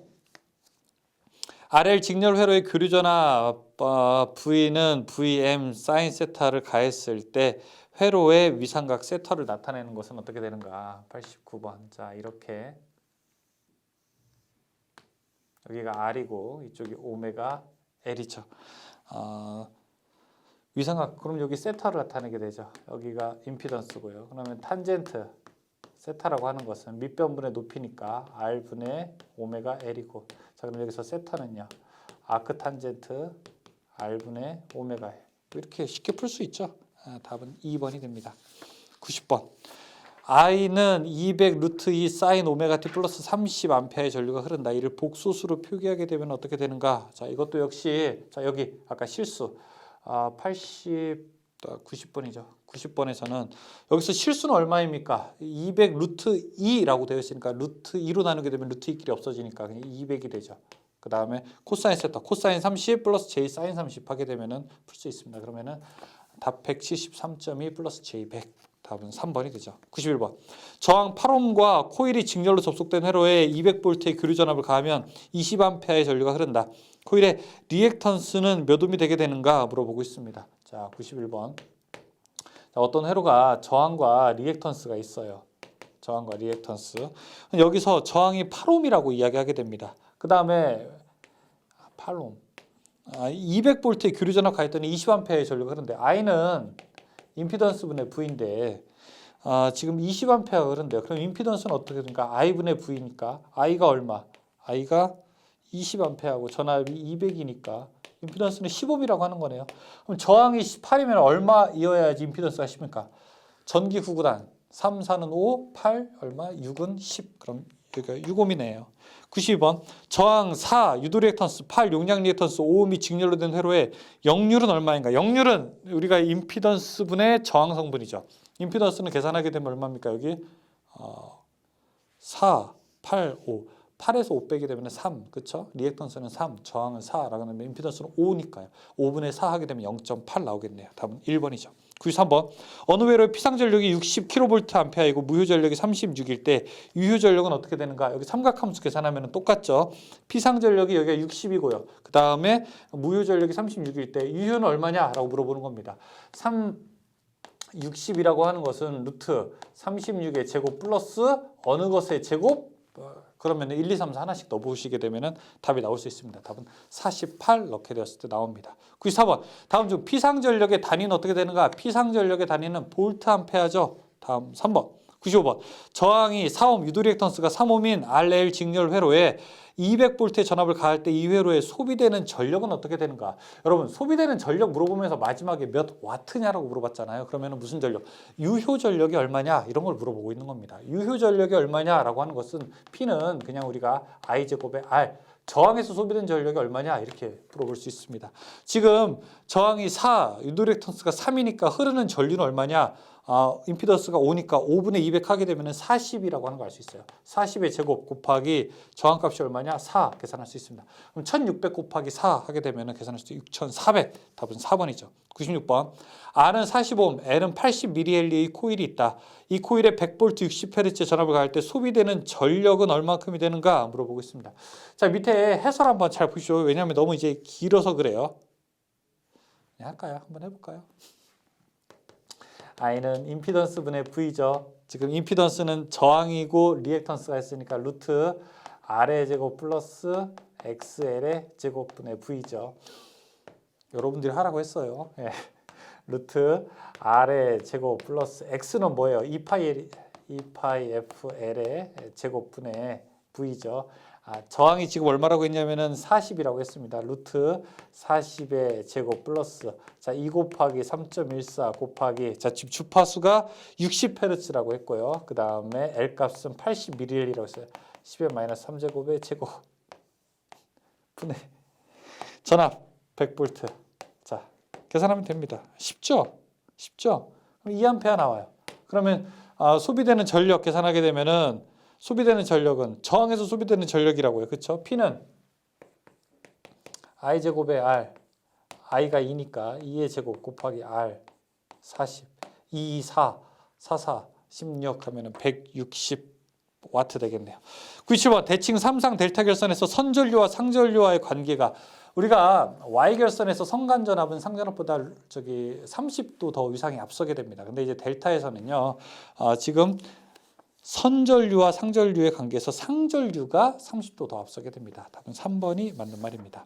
98번 평형 3상 교류회로에서 교류회로의 Y회로로부터 델타 회로로 등가 변환하기 위해서는 어떻게 돼야 되는가? 98번 Y에서 델타로 가게 될 때는요. 몇 배? 3배 해주면 되죠. 임피던스를 3배로 한다. 답 1번. 99번 파형률이라고 하는 건 어떻게 되냐? 형 어떻게 돼? 효균 이렇게 했어. 우리가 형, 효균, 고, 대효, 형, 효균. 답 3번. 100번 비사인파의 일반적인 구성이 아닌 것은 비사인파는 일반적으로 우리가 기본파, 고조파, 직류분으로 이루어지게 되죠. 나머지 1번 삼각파에 대한 거는 잘못된 설명입니다. 101번 비정연파를 여러 개의 정연파의 합으로 표시하는 방법은 이 수학적인 기법은 바로 프리에가 이야기했죠. 그래서 답은 프리에 분석이 됩니다. 네, 좋습니다. 여기까지 여러분 전기 이론 풀어봤어요. 어때요, 문제? 네, 하실만 하죠? 좋습니다. 처음에 좀 어려울 수 있는데 여러분 좀 이렇게 2-3번 정도 보시기 바라겠고 저한테 좀 그런 질문 많이 하세요. 초코파이 특강만 보면 합격합니까? 다른 거 하나도 공부 안 하고 초코파이 특강만 보면 합격할 수 있습니까? 그거는 여러분 우리가 이제 수능 시험 봐야 되는데 수능 예상 문제만 보면은 수능 시험 만점 맞을 수 있습니까? 이런 거랑 뭐 비슷한 겁니다. 어느 정도 가능하기는 한데 그것에 대해서 제가 100% 확실하다라고 딱 정답을 말씀드릴 수는 없습니다. 공부를 쭉 하시다가 내가 저 부분 잘 모르겠다라고 하시는 분들은 저희 다산에듀 동영상 다 무료로 올라가 있잖아요. 그렇죠? 홈페이지 오시게 되면 다운로드도 가능하잖아요. 여러분들이 나는 여기서 뭐 시료값이라든지 자기 이런 거 관련된 거 잘 모르겠다라고 하시면은 오히려 본문의 내용을 한 번 더 보시는 게 여러분들이 더 문제를 2번, 3번, 5번 푸는 것보다 더 효과적으로 공부할 수 있는 방법이 될 것입니다. 왜냐하면 여기 있는 거는 문제를 여러분들이 외우시는 거는 문제가 조금 더 변형되거나 숫자가 바뀌게 되면은 응용할 수 있는 힘이 그렇게 탄탄하지는 않습니다. 어쨌든 응용할 수 있는 힘은 본문을 공부하고 이론을 정립하는 것이 보다 더 빠른 길일 수 있으니까 시간이 혹시 한 2-3주 정도 남았다라고 하시게 되면은 충분한 시간적 여유가 있다고 저는 판단을 하고 자 그런 분들은 관련된 본문 강의를 조금 더 보시고서 학습을 하시는 것을 권장드립니다. 잠깐 쉬었다가 기기에서 뵙겠습니다. 수고하셨습니다. 이어서 전기기기 문제 풀어보도록 하겠습니다. 전기기기는 여러분 76개의 문제가 준비되어 있습니다. 제가 말을 조금 빠르게 하더라도 이해를 해주십시오. 아셨죠? 여러분 한 2번, 3번 반복하기에 좀 적당하게 제가 이렇게 조절을 하겠습니다. 1번 육극 전기자 도체수가 400, 매극 자속수가 0.0의 회전수 600일 때 직류의 유기기전력은 어떻게 되는가 물어보겠습니다. 유기기전력 하면 우리가 딱 떠오르는 말이 있죠. 이는 어떻게 됩니까? 이렇게 P, 자, 파이, 그 다음에 60, A분의 N 이렇게 되고요. 지금 여기서 P 극수가 얼마라고 했냐면 6극이고요. 자, 총 도체수가 400, 자속수가 0.01, 그 다음에 60에다가 병렬 회로수가 얼마라고 했냐면 지금 팍권이니까 2가 되고요. 그 다음에 권수 몇 번 감았냐고 하면 600번 감았다고 합니다. 계산해보게 되면 120V 나오게 되죠. 답은 1번. 2번 직류 분권 발전기가 있다. 전기자 총 주체수 220, 극수 6, 회전수 1500, 유기전력 165다. 자속수 얼마큼이 되는가? 이것도 똑같이 풀어보면 됩니다. 근데 여기서는 문제는 자속수를 물어봤죠. 나머지 기전력도 다 알려주고 똑같은 식으로 풀어보십시오. 그럼 1번 0.01 나오게 될 겁니다. 3번 직류 발전기에서 유기기전력을 바르게 나타내는 것은 어떻게 되는가? 유기기전력이라고 하는 거, E라고 하는 것은 무엇에 비례하게 됩니까? 자속에 비례하게 되고 그 다음에 속도에 비례하게 되죠. 따라서 E라고 하는 것은 비례한다. 어떤 거? 자속에, 그리고 회전수에 비례하게 된다. 답은 1번이 됩니다. 4번 직류 발전기 전기자 반작용의 영향에 대한 설명으로 틀린 것은 무엇인가? 브러쉬 사이에 불꽃 생기는 거 맞고요. 그 다음에 찌그러지거나 감소되는 주자속 맞고요. 그 다음에 전기자 전류에 의한 주자속이 주자속에 영향을 주는 거 맞습니다. 4번에 회전 방향과 반대 방향으로 자기적 중성축이 이동한다가 아니라 회전 방향으로 이동하게 됩니다. 발전기와 전동기가 반대예요, 서로. 자, 5번 직류 발전기 철심을 규소광판으로 만드는 이유는 무엇인가? 우리가 규소로 만드는 것은 히스테리시스 손을 줄이기 위해서고, 그 다음에 성층하는 이유는 와리손을 줄이기 위한 거죠. 그래서 규소광판으로 성층하는 이유는 철손을 줄이기 위한 것이다라고 할 수 있어요. 답은 2번이죠. 6번 속도를 광범위하게 조절할 수 있어 아변기나 엘리베이터 등에 사용되고 일근화 방식 또는 워드 레어너드 방식의 속도 제어에 사용하는 주 전동기를 무엇이라고 하는가? 우리가 타여자 전동기라고 합니다. 7번 직류기에 있어서 불꽃 없는 정류를 만드는 데 가장 유효한 방법은 보극과 탄소 브러쉬를 사용하겠다. 탄소 브러쉬라고 하는 것은 브러쉬에 접촉되는 어떤 물리적인 저항이 굉장히 큰 것을 이야기하게 됩니다. 그래서 우리가 크게 마모되지 않게 하는 방법인데 이것이 바로 좋은 정류를 얻는 방법이 되죠. 8번 직류 복권 발전기를 병렬 운전할 때 반드시 필요한 것은 무엇인가? 전압이 일정하게 유지가 되어야 되는, 균일하게 해야 되는 압력을 위한 선, 균압선이 필요하게 됩니다. 답은 2번이 되죠. 9번 다음 중 병렬 운전 시 균압선을 설치해야 하는 직류 발전기는 3번의 평복권이 필요하게 됩니다. 10번 다음 그림의 직류 전동기는 어떤 전동기인가? 딱 보게 되면 지금 전기자와 계자가 어떻게 되어 있습니까? 병렬로 되어 있죠. 자, 이렇게 전기자가 있고요. 그 다음에 이렇게 계자가 위치하게 되어 있으니까 서로 나눌 분자, 이걸 우리가 분권이라고 하게 되죠. 직렬로 있으면 직권, 섞여 있으면 복권이 되는 겁니다. 답은 3번 분권 전동기가 되죠. 11번 직류 전동기의 규약 효율을 표시하는 식은 무엇입니까? 여러분, 전동기는 전기를 집어 넣는 겁니까? 전기를 빼는 겁니까? 전동기는 전기를 집어 넣는 거죠. 그러면은 뭐가 2번 나와야 된다고 했어요? 제가 입력이 2번 나와야 된다고 했죠. 시계에 입력이 2번 나와 있는 거 딱 3번만 볼 수 있죠. 답은 3번이죠. 다음에 이제 발전기는 전기를 빼게 되는 거죠. 그럴 때는 이제 1번이 답이죠. 12번 전기 기계의 효율 중에서 발전기의 규약 효율은 어떻게 되는가?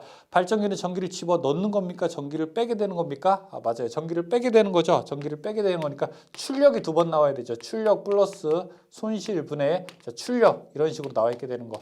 출력을 Q라고 했고 손실을 로스 L이라고 했고 다시 Q라고 하게 되면 Q 플러스 L분의 Q라고 나와 있는 것이 4번이 됩니다. 13번 직류 직권 전동기에 벨트를 걸고 운전하면 안 되는 이유는 무엇입니까? 직류 직권 전동기는 벨트를 걸고 운전하다가 혹시 벨트가 벗겨지거나 끊어지게 되면은 무브화 상태가 되기 때문에 속도가 너무 급격하게 올라가는 현상이 발생하게 됩니다. 급격하게 올라가게 되면 전동기가 이제 소손되겠죠. 그러니까 절대 그런 것을 방지하기 위해서 우리가 벨트를 걸고 운전하지 않고 기어나 체인 같은 것을 이용하게 됩니다. 답은 1번이 해당합니다. 14번 직류 전동기를 기동할 때 전기자 전류를 제한하는 가감 저항기를 무엇이라고 하게 되는가? 이걸 우리가 기동기라고 부르게 됩니다. 15번 다음 중 분권 전동기의 토크와 회전수 관계를 올바르게 표현한 것은 어떻게 되는가? 분권 전동기와 직권 전동기가 조금 달라요. 토크라고 하는 것이 분권이 그냥 n분의 1이 되고요. 직권은요, 여기 n의 제곱분의 1에 반비례하게 된다. 그래서 분권 전동기의 경우에는 토크는 그 회전수에 그냥 반비례하게 되고요. 직권일 때는요, 회전수의 제곱에 반비례하게 됩니다. 지금은 1번 분권이니까 1번이 맞는 표현이죠. 16번 다음 그림에서 직류 분권 전동기 속도 특성. 분권은 속도가 일정한 정속도 특성을 가지고 있어요. 그래서 지금 부하 전류와 속도의 그래프에서 봤을 때 일정하게 이렇게 크게 변하지 않는 것. 몇 번? B 그림이 바로 그런 그림이죠. 답은 2번이죠. 17번 직류 전동기에 있어서 무브할 때 회전수 1200, 전격일 때 1150이라고 할 때 속도 변동률이 어떻게 되는가 물어보고 있습니다. 속도 변동률은 이렇게 전격분의 무브와 빼기, 전격 이렇게 놓을 수 있습니다. 지금 전격이 1150이라고 했고 무브화가 1200이라고 했어요. 그러면은 자 계산할 수 있습니다. 여러분 계산해 보시게 되면 0.0435, 4.35 나오겠네요. 답 3번이죠. 18번 직류전동기의 속도 제어법이 아닌 것은 무엇이냐. 직류전동기의 속도를 제어하는 방법은 크게 세 가지가 있죠. 가장 광범위한 속도 제어에 이용되는 전압 제어법, 그 다음에 출력이 일정하게 되는 계자 제어법, 그 다음에 마지막으로 한번 잘 안 쓰이게 되는 저항 제어법이 있게 되는 겁니다. 그런데 지금 4번의 주파수 제어법은 이건 직류전동기에 사용되는 제어법이 아니라 교류전동기에 사용되는, 유도전동기에 사용되는 제어법이 바로 주파수 제어법이죠. 답은 4번은 해당되지 않습니다. 19번 직류전동기의 속도 제어 방법이 아닌 것은 4번의 플러깅 제어라고 하는 것은 속도 제어 방법이 아니라 제동법, 세우는 방법이죠. 4번은 해당되지 않습니다. 20번 변압기의 원리는 어느 작용을 이용한 것인가? 변압기는 전자 유도작용을 이용한 겁니다. 1차 측에서 2차 측으로 전기가 직접 가는 것이 아니라 전기를 자기로 바꾼 다음에 다시 전기를 유도기 전력으로 만들어서 옮기는 방식이 바로 변압기의 전자 유도작용이라고 할 수 있습니다. 21번 변압기의 권선법 중에서 형권은 주로 어디에 사용되는가? 중대형에서 사용되게 됩니다. 답은 2번이 맞네요. 22번 변압기의 권수비가 30일 때 2차 측의 전압을 120이면 1차 측의 전압은 어떻게 되는가?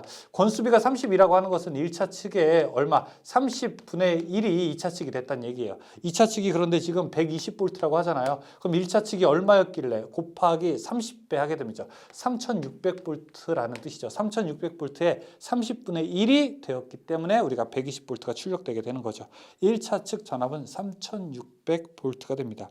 23번 복잡한 전기 회로를 등가 임피던스를 사용하여 간단히 변화시키는 회로가 무엇인가? 우리가 변압기를 마치 따라라라락 뜯어가지고 이것을 전기 회로로서 표기하는 것을 등가 회로라고 이야기하게 됩니다. 3번이 되죠.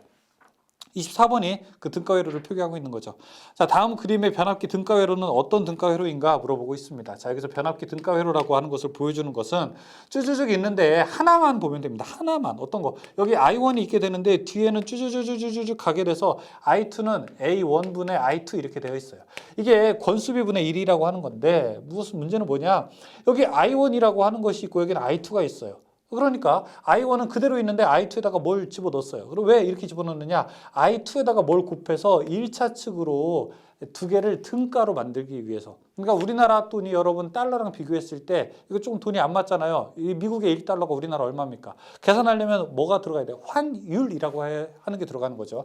환율이라고 하는 게 일종의 들어간 겁니다. 그러면 2차 측을 1차로 맞춘 거예요. 1차는 그대로 있으니까 2차 측을 1차로 환산하는 겁니다. 2차를 1차로. 답은 3번이 됩니다. 25번 변압기의 효율이 가장 좋을 때의 조건은 어떻게 되는가? 철송과 동선이 서로 같을 때 우리가 최대 효율이 만들어지게 되는 겁니다. 답은 1번이고요. 26번 히스테리시스 곡선의 가로축과 세로축은 무엇을 나타내게 되는가? 히스테리시스 곡선은 이렇게 BH 커브라고도 합니다. 자속 밀도와 자기장의 세기를 이야기하죠. 이렇게 돼 있어서 자, 이걸 우리가 히스테리시스 커브라고 이야기하게 되는데 자, 종축과 횡축이 만나는 점은 우리가 잔류자기 보자력이라고 이야기하게 되는데 그 축 자체가 설명하는 것은 자속 밀도와 자기장의 세기 이렇게 이야기할 수 있습니다. 답은 기억, 가로축부터 먼저 물어보네요. 자기장의 세기, 세로축은 자속 밀도. 2번이 됩니다. 27번. 변압기의 성층 철심 강판의 재료로서 철의 함유량은 어떻게 되는가? 규소가 약 3에서 4% 정도 들어가요. 그러니까 철은 90 96에서 97% 정도 들어가겠죠. 답 2번 96%. 28번 전기기기의 철심 재료로 규소광판을 많이 사용하는 이유로서 옳은 것은 무엇인가? 규소광판을 사용해야지 히스테리시스 손을 줄일 수 있다고요. 그렇죠? 답은 4번이죠. 29번 60Hz 변압기에 50Hz의 동일 전압을 가했을 때 자속 밀도는 60Hz의 몇 배가 되는가 물어보고 있습니다. 지금 문제는 주파수를 줄였다는 거예요. 60Hz가 있는데 이걸 50Hz를 넣었다라고 이야기하게 됩니다. 그러면 여기서 자속 밀도는 어떻게 되는가? 자속 밀도는 5분의 6배로 오히려 더 늘어나게 됩니다. 답은 1번이 됩니다. 30번 변압기에서 퍼센트 저항 강화가 3%, 리액턴스 강화가 4%일 때 역률 0.8일 때 전압 변동률은 어떻게 되는가? 전압 변동률을 구하게 되는 것은 이렇게 전격분해, 무바 빼기 전격도 있지만 퍼센트 저항 강화, 퍼센트 리액턴스 강화로 계산할 수도 있어서 엡실론은 P 코사인 세타 플러스 Q 그 다음에 사인, 세타 이렇게도 계산할 수 있죠. 퍼센트 저항 강화가 P니까 3%, 그 다음에 코사인 0.8 플러스 Q 4% 곱하기 0.6 계산할 수 있습니다. 83 2.4, 그 다음에 64에 2.4 계산하게 되면은 이거 4.8%가 됩니다. 답은 3번이 되죠. 31번 절연율을 충만시킨 외함 내의 변압기를 수용하고 오일의 대류작용에 의해서 열을 외함에 전달해서 냉각시키는 방식. 변압기 안에다가 기름을 넣은 다음에 스스로 그냥 이렇게 냉각시키는 대류 현상에 의해서 냉각시키는 것은 기름을 넣기 때문에 유입, 스스로 냉각시키기 때문에 잔행해서 유입 잔행식이다라고 이야기할 수 있습니다. 답은 4번이 되죠. 32번 다음 중 변압기 유가 갖추어야 할 조건으로 옳은 것은 무엇일까 물어봅니다. 자, 1번에 절연 내력은 여러분 낮아야 됩니까? 아니죠. 절연 내력은 높아야 됩니다. 이번에 인화점은 높아야 됩니까? 이거는 맞네요. 그렇죠? 2번은 맞고 3번에 유동성이 풍부하고 비열이 적은 것이 아니라 비열은 커야 되고요. 그 다음에 냉각 효과는 작을 게 아니라 커야 되겠죠. 4번의 응고점은 높을 게 아니라 낮아야 되겠죠. 2번이 잘못된 말입니다. 33번 변압기 유가 구비해야 할 조건 중에서 맞는 것은 무엇일까요? 자, 3번에 인화점이 높고 응고점이 낮을 것 이거는 맞죠. 그렇죠? 1번이 절연 내력이 작다. 2번에 비열이 작다. 4번에 화학작용을 일으킨다. 이것도 맞지 않는 말입니다. 33번에는 3번이 답입니다. 34번 부울제 계정기의 설치 위치로 가장 적당한 것은 주 탱크와 콘서베이터 파이프 사이에 설치하게 됩니다. 답 4번이 되죠. 35번 수전단 발전소용 변압기 결선에 주로 사용되고 있으며 한쪽은 중성점을 접지할 수 있고 다른 쪽은 삼고조파에 의한 영향을 없앨 수 있는 것. 자, 중성점을 접지할 수 있고 중성점을 접지할 수 있는 것은 Y 결선이 되는 거고요. 삼고조파의 영향을 없앨 수 있는 것은 델타 결선이 됩니다. 그러니까 Y 델타 결선 방법이 적용되어야 되니까 답은 3번이 됩니다. 36번 한 대의 출력이 100kVA인 단상 변압기 2대로 V 결선에서 삼상 전력을 공급할 수 있는 최대 전력은 어떻게 되는가? 원래 변압기 한 대 용량이 우리가 P 킬로볼트라고 이야기하게 되면은 삼상으로 해서 공급할 수 있는 거는 루트 3 P V 결선에서 공급할 수 있는 거 루트 3 P가 되죠. 지금은 한 대가 100kg라고 이야기하니까 어떻게 됩니까? 루트 3 곱하기 100 오해 소지가 있네요. 100 루트 3이라고 대답을 할 수 있겠죠. 답은 3번입니다. 37번 변압기의 내부 고장 보호에 쓰이는 계정기는 변압기 내부 고장 보호에 쓰이는 계정기가 세 가지가 있습니다. 하나는 차동 계정기, 하나는 비율 차동 계정기, 하나는 부울지 계정기가 있습니다. 자, 이 세 가지 중에서 차동 계정기와 비율 차동 계정기는 전기적 이상을 검출하는 반면 부울진 계정기는 기계적 이상을 검출하게 되는 거죠. 지금 문제에서는 내부 고장 보호에 쓰이게 되는 거니까 세 개 중에 하나 나오게 되면 되지만 전기적 고장을 이야기하는 차동 계정기가 보기로 나와 있네요. 답은 1번이 됩니다. 38번 변압기 권선의 층간 절연 시험은 어떻게 되는가? 유도 시험이라고 하는 것으로 알 수 있습니다. 39번 유도 전동기의 동작 원리로 옳은 것은 무엇인가? 유도 전동기는 전자 유도와 함께 회전자의 유기되는 기전력으로 말미암아 회전하기 때문에 이것은 플레밍의 왼손 법칙, 전동기 법칙에 의해서 회전하게 됩니다. 답은 1번이 되죠. 40번 농형 회전자에 비뚤어진 홈을 쓰는 이유는 무엇입니까? 비뚤어진 홈이라고 하는 것은 농형 회전자가 이렇게 슬롯이 조금 이렇게 삐뚤어져 있어요. 자, 이거 스퀘어 슬롯이라고 하게 되는데요. 왜 이 슬롯을 쓰게 되는가? 이 슬롯을 쓰게 되어야만 소음을 줄일 수 있기 때문에 그렇습니다. 소음을 줄이기 위한 목적으로 사용됩니다. 답 3번이죠. 41번. 사극 60Hz 슬립 5%인 유도전동기의 회전수는 어떻게 되는가? 회전수 구하는 식은 이렇게 되죠. 1 빼기 슬립에다가 동기속도 ns. 자, 동기속도라고 하는 것은 1 빼기 슬립에다가 동기속도는 P분의 120F가 되니까 여기 이제 그대로 집어넣게 되면 실제 회전자 속도를 구할 수 있습니다. 슬립이 5%라고 이야기했으니까 1 빼기 0.05 하게 되면 0.95가 되고요. 지금 사극이 60Hz니까 사극 곱하기 120 곱하기 60이 됩니다. 사극 60Hz일 때 우리가 계산하는 거 동기속도 정도는 알아둬야 된다고 했었죠. 요거 계산하게 되면 1800이 되고요. 1800 곱하기 0.95 하게 되면은 1710 정도가 나올 겁니다. 답은 그래서 2번이 되죠. 42번. 6극 60Hz 삼상 유도전동기의 동기속도는 얼마인가? 6극 60Hz죠. 그쵸? NS는 P분의 120F. 6극 60Hz, 6극이고요. 120 곱하기 60 하게 되면은 요거 약분되니까 1200 나오겠네요. 답은 3번이죠. 43번. 회전수 1728rpm인 유도전동기의 슬립은 어떻게 되는가? 동기속도가 1800이다. 자, 1728 그러면은 슬립이라고 하는 것은 동기속도분의 1800분의 동기속도 빼기 1800 빼기 회전자 속도 1728 0.04 나올 겁니다. 답 4%. 44번. 유도전동기의 동기속도 ns, 회전속도 n일 때 슬립은 어떻게 되는가? 동기속도분의 동기속도 빼기 회전자 속도. 답 3번. 45번. 삼상 유도전동기 슬립의 범위는 일반적인 슬립의 경우에는 슬립은 0보다는 크고요. 그 다음에 1보다는 더 작게 되어 있습니다. 이게 일반적인 슬립의 범위가 되죠. 46번. 역류가 효율이 좋아서 가정용 선풍기, 세탁기, 냉장고 등에 주로 사용되는 것은 무엇인가? 우리 집에 있는 전기 제품의 대부분 구동 방식은 바로 콘덴서 기동형이 됩니다. 여러분, 그래서 선풍기를 딱 뒤에 뚜껑을 열어보게 되면은 여기 주먹보다 조금 더 작은 콘덴서가 하나 들어가 있습니다. 그걸 우리가 콘덴서 기동형 전동기라고 합니다. 47번. 단상 유도 전동기의 기동 토크가 큰 순서대로 되어 있는 것은 반발 기동, 반발 유도, 그 다음에 분산 기동, 그 다음에 콘덴서, 그 다음에 쉐이딩 이렇게 이야기했어요. 반콘 분쉐 이걸 기억하시면 되죠. 반콘 분쉐 답 3번으로 놓을 수 있습니다. 48번. 다음 단상 유도 전동에서 역률이 가장 좋은 것은 콘덴서 기동. 역률이 좋다. 효율이 좋다 이런 얘기 나오게 되면 콘덴서 기동형을 여러분들이 딱 고르시면 됩니다. 1번이 답이고요. 49번.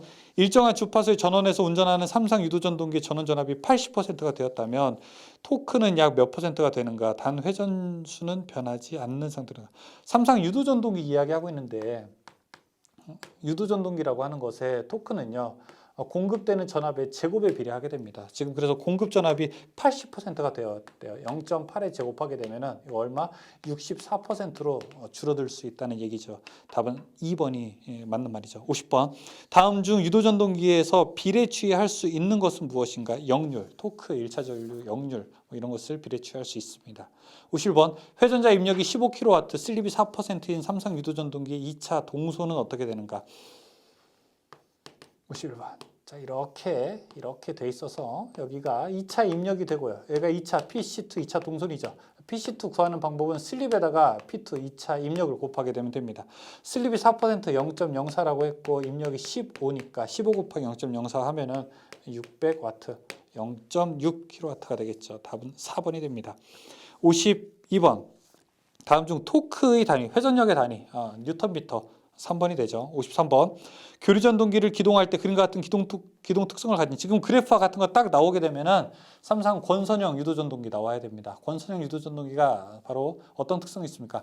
비례추의 특성이 있게 되죠. 비례추의 특성으로 말미암아 내가 원하는 속도에서 내가 원하는 토크를 만들 수가 있게 되는 겁니다. 지금 답은 4번 삼상 권선형 유도전동기라고 할 수 있습니다. 54번. 60Hz로 설계된 삼상 유도전동기를 50Hz에 사용할 때 어떤 일이 벌어지게 되는가? 60Hz인데 50Hz로 넣게 되면은 주파수가 감소하게 되니까 어떻게 됩니까? 속도는 감소하게 됩니다. 속도 감소하게 되면 이렇게 전동기에 보게 되면은 전동기는 이 방열을 하게 되는 이 팬이 뒤에 이렇게 달려 있습니다. 바람개비가 속도가 낮아지게 되니까 방열 팬이 어떻게 됩니까? 더 적게 돌아가겠죠. 방열 팬이 적게 돌아가면 뭐가 더 열이 더 많이 나겠죠. 열이 더 많이 난다 이렇게 대답하는 것이 1차적인 우리가 답을 이야기할 수 있어요. 3번에 온도가 내려간다. 그래서 이건 잘못된 말입니다. 온도는 오히려 더 올라가게 됩니다. 55번. 정역 운전을 할 수 없는 단상 유도전동기는 단상유도 전동기 기동 토크로 얘기하면 반, 곤, 분, 쉐 이렇게 갔었죠. 쉐이링 코일형 제일 마지막에 있는 것이 기동 토크가 낮을 뿐만 아니라 정역 운전도 할 수가 없습니다. 이게 가장 가지고 있는 큰 단점이라고 할 수 있죠.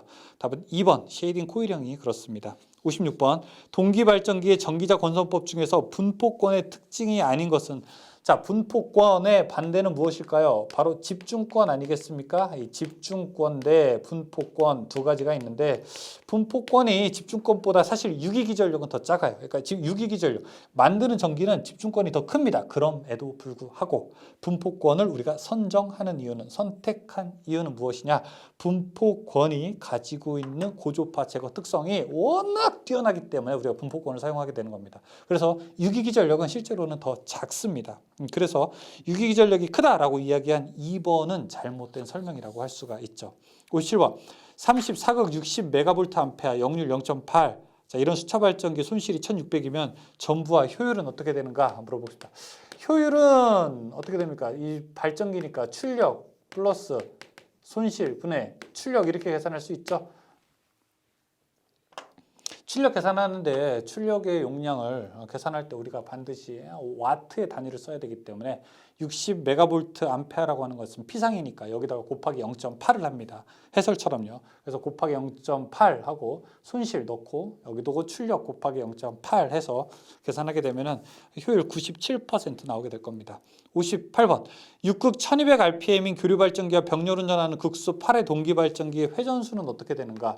자, 일단 1200rpm짜리 6극짜리가 있대요. 그러면 동기속도 NS는 P분의 120F인데 지금 6극이 1200rpm이에요. 여기가 1200rpm이고 6극이래요.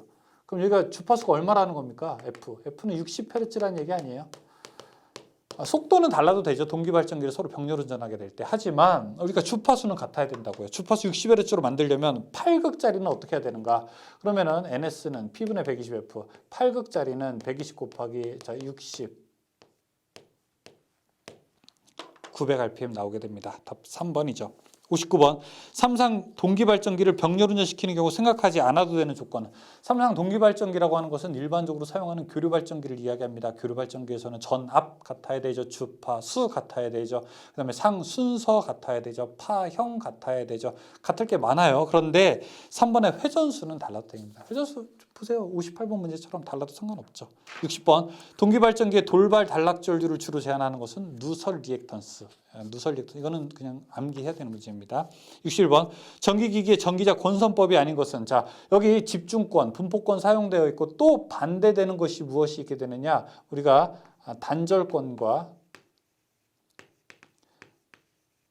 전절권이 있습니다. 이 단절권과 전절권이 있는데 전절권이 유기기전력은 더 크지만 우리가는 실제로 단절권을 사용하게 되죠. 조금 더 짧게 감는 거예요. 코일 피치랑 극 피치가 있는데 극은 180도 차이인데 코일을 감을 때는 180도보다 조금 더 작게 감는 방식입니다. 그래서 왜 단절권을 사용하느냐 역시 분포권을 사용하는 것과 똑같은 이유입니다. 고주파를 제거하는 효과가 있기 때문에 그렇습니다. 62번 그 61번에 그래서 4번은 전절권이 들어가 있어서 이건 해당되지 않습니다. 전절권을 사용하지 않습니다. 62번 동기전동기의 자기기동에서 개자권선을 단락하는 이유는 큰 전압이 유기되는 것을 방지하기 위해서 큰 전압이 유기가 되면 절연이 파괴될 수 있으니까 답은 3번에 해당하죠. 63번 동기전동기 기동법으로 옳은 것은 무엇인가? 동기전동기 기동법으로는 2번의 자기동법이랑 기동전동기법을 사용하게 됩니다. 64번 6극 36슬롯 36슬롯 삼상 동기발전기 매극 매상당의 슬롯수는 어떻게 되는가? 매극 매상당의 슬롯수 이야기하죠. 전체 슬롯을 매극 매상으로 나누게 됩니다. 전체 슬롯이 36슬롯이니까 매극이 얼마냐? 6극 그 다음에 매상 3상이니까 36 나누기 18은 얼마? 36 나누기 18은 얼마? 2. 2. 답은 1번입니다. 동기발전기의 전기자권선을 단절권으로 하게 되면 어떻게 되냐? 단절권으로 하든 분포권으로 하든 왜 이렇게 하게 되느냐? 고조파를 제거할 수 있기 때문에. 66번 동기발전기에서 역률각이 90도 늦을 때의 전기자 반작용은 자 이거 우리가 그래프 그려야 되겠죠. 십자가 그린 다음에 양쪽이 어떻게 되죠? 양쪽에 VV 반에는 II 발전기 전동기 판 위에다가는 감자를 올리자. 판 밑에는 증자. 지금 문제는 동기 발전기예요. 발전기는 여기 2, 4분면과 3, 4분면을 봐야 되겠죠. 자, 여기서 역률각이 90도 늦을 때, 전류가 더 늦을 때, 지상일 때, 전류가 더 늦으면 어딥니까? 여기에 해당되죠. 여기에 해당될 때는 감자작용이 일어나게 되겠네요. 답은 4번이죠. 67번. 삼상 교류 발전기 기전력에 대해서 60도 늦은 전류가 통할 때 반작용 기자력은 무엇인가? 발전기에서 90도 늦은 전류, 여기네요. 그렇죠. 감자작용이 일어나게 된다. 자극축과 일치하게 되고 답 1번입니다. 68번. 반도체 소자 중에서 사이리스터가 아닌 것은 GTO, SCR, 트라이액 다 사이리스터입니다. 근데 3번에 LED는 발광 다이오드죠. 그렇죠? 라이트 이미팅 다이오드라고 해서 발광 다이오드입니다. 답 3번이죠. 69번. 삼상 전파 정류 회로에서 출력 전압의 평균 전압은 어떻게 되는가? 자, 69번. 출력 전압의 평균값을 우리가 알기 위해서는 여기가 단상일 때와 그다음에 삼상일 때, 여기가 반파일 때, 자 그다음에 전파일 때로 우리가 다 알고 있어야 됩니다. 단상 반파일 때는 0.45만큼 출력이 되고 전파일 때는 0.9만큼, 여기는 1.17만큼, 1.35만큼 출력이 되죠. 지금 문제에서는 삼상 전파라고 했으니까 삼상 전파 여기 1.35만큼 출력이 되는 답은 4번을 고를 수 있습니다. 70번. 직류 전압을 직접 제어하는 것을 무엇이라고 하게 되는가? 직류 전압을 직접 제어하게 되는 거, 우리가 여기 교류를 직류로 바꾸고 이걸 다시 교류로 바꾸는 방법, 직류를 직접 제어하는 방법이 있는데, 교류를 직류로 바꾸는 걸 우리가 컨버터 혹은 정류한다 이렇게 이야기하고요. 직류를 교류로 바꾸는 걸 우리가 인버터라고 부르게 됩니다. 직류를 다른 직류로 그대로 바꾸는 걸 우리가 초퍼 회로라고 하게 되고요. 교류를 다른 주파수의 다른 교류로 바꾸는 것을 우리가 사이클로 컨버터라고 부르게 됩니다. 지금 문제는 이거죠. 직류를 직류로 바꾸는 거를 물어보죠. 초퍼라고 대답을 할 수 있습니다. 답은 4번입니다. 초퍼형 인버터라고 들으게 되는데 뒤에 있는 말은 조금 빼셔도 됩니다. 그러니까 실용상 조금 다르게 사용됩니다. 71번. 반도체 소자 중에서 3단자 사이리스터가 아닌 것은 1번 SCS는 4단자 사이리스터입니다. 71번. 다음 중 자기 소호 기능이 가장 좋은 소자. 자기가 껐다 켰다 가능한 거. 이거는 뭐 모르시면 안 되죠, 이제. 그렇죠? GTO 이게 가능하게 되죠. 2번이. 73번. SCR에서 게이트 단자의 반도체는 어떤 역할을 하게 되는가 물어보고 있습니다. 자, 게이트라고 하는 것은 이렇게 SCR이 있을 때 여기가 P형 반도체, N형 반도체고, 여기 게이트는 P형 반도체입니다. 여기가 에노드고 이쪽이 캐소드고 여기가 게이트 역할을 하게 되죠. P형입니다. 답은 몇 번이 됩니까? 답은 2번이 됩니다. 74번. 다음 중 비선형 소자는 무엇인가? 4번의 진공관, 이거는 비선형 소자고요. 다음 75번. 다음 정류 방식 중에서 맥동 주파수가 가장 많고 맥동률이 가장 작은 정류 방식. 그러니까 이 정류 방식 네 가지 중에서 제일 좋은 것이 무엇이냐 묻는 겁니다. 삼상 전파가 가장 좋은 방식입니다. 맥동률이라고 해서 직류로 만들었을 때 여기 파형, 떨림이 가장 적게 됩니다. 맥동률이 가장 적게 되는 가장 좋은 정류 방식이 바로 삼상 전파가 됩니다. 76번. 전압을 일정하게 유지하기 위해서 사용되는 다이오드는 다이오드 중에서 이렇게 기호로 표기되는 거, 이걸 우리가 제너 다이오드라고 부르게 됩니다. 이게 정전압 다이오드라고 해서 항복 특성이 있어요. 일정한 값 이상 들어오게 되면은 얘는 그냥 바로 도통시켜서 후미 회로를 보호하게 되는 특성이 있습니다. 자, 여기까지가 이제 기기 문제를 모두 다 풀었습니다. 기기는 좀 빨리 끝났죠? 네, 문제가 좀 쉽습니다. 계산하는 문제도 몇 개 있었으나 여러분들이 내용을 알아야 되는 것들도 좀 있으니까 내용을 조금 이렇게 잘 읽어보시기를 바라겠습니다. 다른 부분도 좀 중요하지만 기기야말로 본문 학습이 굉장히 중요한 부분입니다. 본문 학습만 안 하고 문제만 풀게 되면 잘 안 풀리거든요. 네, 여기까지 보고 잠깐 쉬었다가 설비 이어서 풀어보도록 하겠습니다. 잠깐 쉬었다 하겠습니다. 네, 이제 전기 설비 1번부터 풀어보겠습니다. 문제는 79개 정도 같이 풀어보겠습니다. 자, 1번. 절연 전선의 피복의 154kV NRV라고 표기되어 있다. 여기서 NRV는 무엇의 약호인가 물어보고 있습니다. 고무절연, 비닐 외장, 네온 전선의 약호입니다. 3번. 2번. 450, 750V 일반용 단신 비닐 절연 전선의 약호는 NR이라고 표기합니다. 4번이고요. 3번에 인입용 비닐 절연 전선에 나타내는 약호. 인입이라고 하는 것은 이렇게 전주에서 이렇게 떨어져서 오는 거죠. 떨어지는 거죠. 드랍 와이어 하니까 DV. 드랍 하니까 또 옛날 스타크래프트 할 때 또 드랍이 생각나요. 자, 4번. 다음 그림의 접속은 무엇인가 이렇게 물어보고 있습니다. 이 전선이 다 끝부분에 대한 접속을 이야기하고 있어요. 그렇죠? 1번은 터미널로 물리는 거고 두 번째 있는 그림은 마지막으로 이제 우리가 쥐꼬리 접속을 하는 것을 보여주고 있죠. 끝부분에서 하는 접속이기 때문에 이런 것들을 우리가 종단 접속이라고 부르게 됩니다. 답은 3번이죠. 5번. 다음 중 단선의 전선 접속 방법에 해당되지 않는 것은 무엇인가? 단선이 뭐예요? 단선이 한 가닥선을 우리가 단선이라고 하잖아요. 소선이 하나로 되어 있는 거, 연선은 여러 개로 되어 있는 거고요. 1, 2, 3 다 그런데 4번에 연선의 분기 접속이라고 되어 있잖아요. 아니죠. 연선이라고 되어 있으니까 이건 단선의 분기 접속이 단선의 접속 방법이 아니죠. 4번이 해당되지 않습니다. 6번. 다음 그림과 같은 전선의 접속법은 무엇이 되게 되는가? 첫 번째 나와 있는 것은요. 첫 번째는 전선과 전선. 6번에는 이렇게 전선과 전선이 만나는 이걸 우리가 직선 접속이라고 부르게 되고요. 두 번째는 하나가 이렇게 밖으로 나오게 되는 거죠. 이건 우리가 분기 접속이라고 이야기를 하게 됩니다. 그래서 첫 번째는 직선 접속, 두 번째는 분기 접속이 됩니다. 답은 그래서 1번이 되죠. 7번. 옥내배선의 접속함이나 박스 내에서 접속할 때 주로 사용하는 접속 방법은 박스 내에서 접속이 가능한 것, 쥐꼬리 접속이 됩니다. 답은 2번이죠. 8번. S형 슬리브에 의한 직선 접속 시 몇 번 이상 꼬아야 하는가? 이건 말보다는 그 밑에 해설에 있는 그림 보시는 게 더 편할 것 같아요. 전선 2개 넣은 다음에 그 다음에 2번 이상 꼬아서 접속을 하게 됩니다. 답은 1번이 되죠. 9번. 전선을 접속하는 경우 전선의 강도는 몇 % 이상 감소시키지 않아야 되는가? 전선은 20% 이상 감소시키지 않아야 됩니다. 그 얘기는 몇 % 이상 유지해야 되느냐? 80% 이상 유지를 하여야 합니다. 답은 그래서 몇 번? 2번이 됩니다. 10번. 연선 결정에 있어서 중심 소선을 뺀 층수가 2층이다. 소선의 총수는 몇 가닥인가 얼마인가 물어보고 있습니다.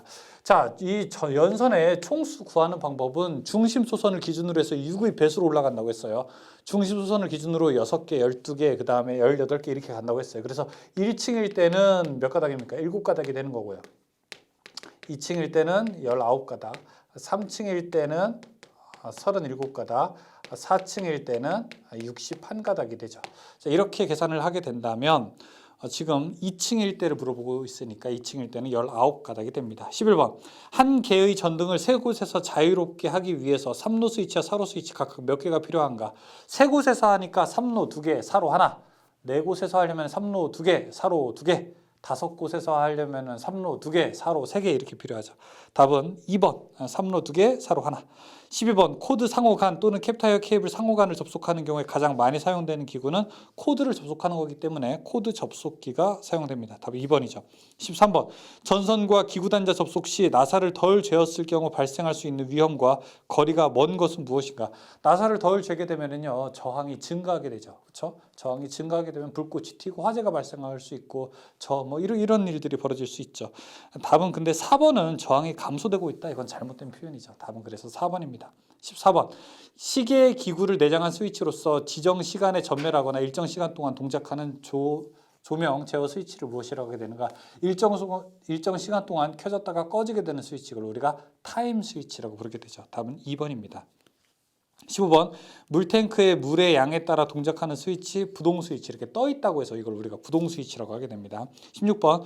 벤치로 절단하기 힘든 굵은 전선을 절단할 때 사용하는 거 클리퍼.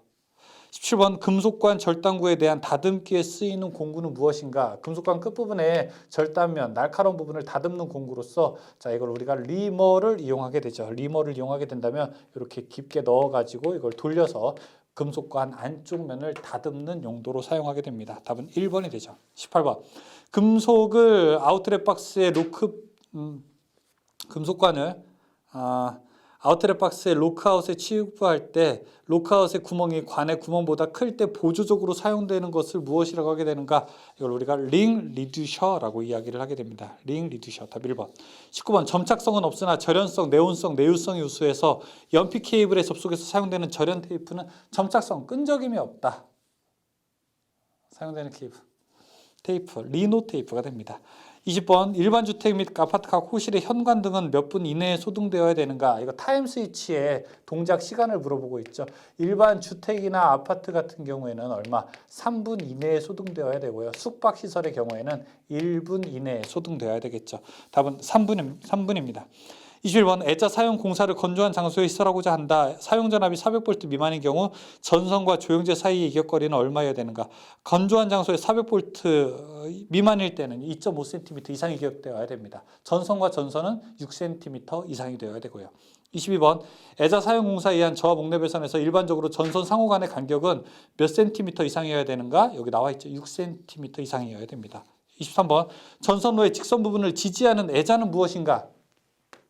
자, 이렇게 밖에서 우리가 전주를 쭉 봤을 때 직선 부분에서 사용하는 애자, 여기 직선 부분에 사용하는 애자는 이렇게 완금에다가 이렇게 애자가 이렇게 꽂혀 있는 형태로 올라가 있는 게 있습니다. 그래서 전선이 이렇게 올라가죠. 자, 이런 걸 우리가 애자를 무슨 애자라고 하냐? 바로 핀 애자라고 부르게 됩니다. 답은 핀 애자 1번이 됩니다. 24번 합성 수지관 상호 및 관과 박스는 접속 시에 삽입하는 깊이를 관 바깥지름의 몇 배 이상으로 해야 되는가? 원래 접착제를 사용했다라고 하게 되면 0.8배이지만 사용하지 않았다라고 하게 되면 1.2배가 되는 거죠. 지금은 사용했다라고 하니까 0.8배, 답은 2번이 됩니다. 25번 합성 수지관 공사에 대한 설명 중에서 옳지 않은 것은 1, 2, 3, 4 중에 3번에 관의 지점 간의 거리가 3m라고 되어 있어요. 그렇지 않죠. 관의 지점 간의 거리는 1.5m여야 되죠. 금속관 2m, 그 다음에 케이블 2m, 캡타이어 케이블 1m, 덕트 3m, 라이팅 덕트 2m, 합성 수지관 1.5m, 애자 2m 이렇게 갈 수 있죠. 답은 3번이 됩니다. 26번 합성 수지제 가유 전선관의 호칭에 포함되지 않는 것은 무엇인가? 3번에 38mm는 없습니다. 27번 합성 수지관 등을 새들 등으로 지지하는 경우에 지정하는 거리 합성 수지관 아까 얼마라고 했습니까? 1.5m라고 했죠. 답은 1번이고요. 28번 금속관을 구부릴 때 금속관의 단면이 심하게 변형되지 않도록 하면서 곡률 반지름은 어떻게 되는가?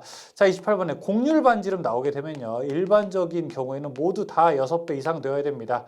아닌 경우가 있어요. 어떤 거냐? 가유전선관을 하게 되는데 시설하고 제거하는 것이 자유로운 경우에 이때는 우리가 3배가 되는 거고요. 자, 그 다음에 케이블인 경우인데요. 케이블인데 단심이다라고 하게 되면 이때는 몇 배? 8배가 됩니다. 그러니까 일반적인 경우를 물어보게 되면 모두 다 여러분들은 6배라고 대답을 하면 되고 나머지 특이한 경우 가유전선관이 시설과 제거가 자유로울 때 3배, 케이블 단심일 때 8배 이 두 가지만 특이사항으로서 기억해 두시면 됩니다. 29번 금속관을 절단할 때 사용하는 공구는 무엇일까? 커터 3번이죠. 1번 오스터는 나사낼 때 사용하는 거죠. 2번에 노가우 펀치는 구멍 뚫을 때 사용하는 거고 파이프렌치는 급격하게 뭘 죄거나 아니면 돌릴 때 사용하죠. 30번 금속 전선관의 종류에서 후광 전선관의 규격이 아닌 것은 4번에 60mm는 없습니다. 31번 금속 전선관 공사에 필요한 공구가 아닌 것은 1번 파이프 바이스 고정할 때 사용하고요.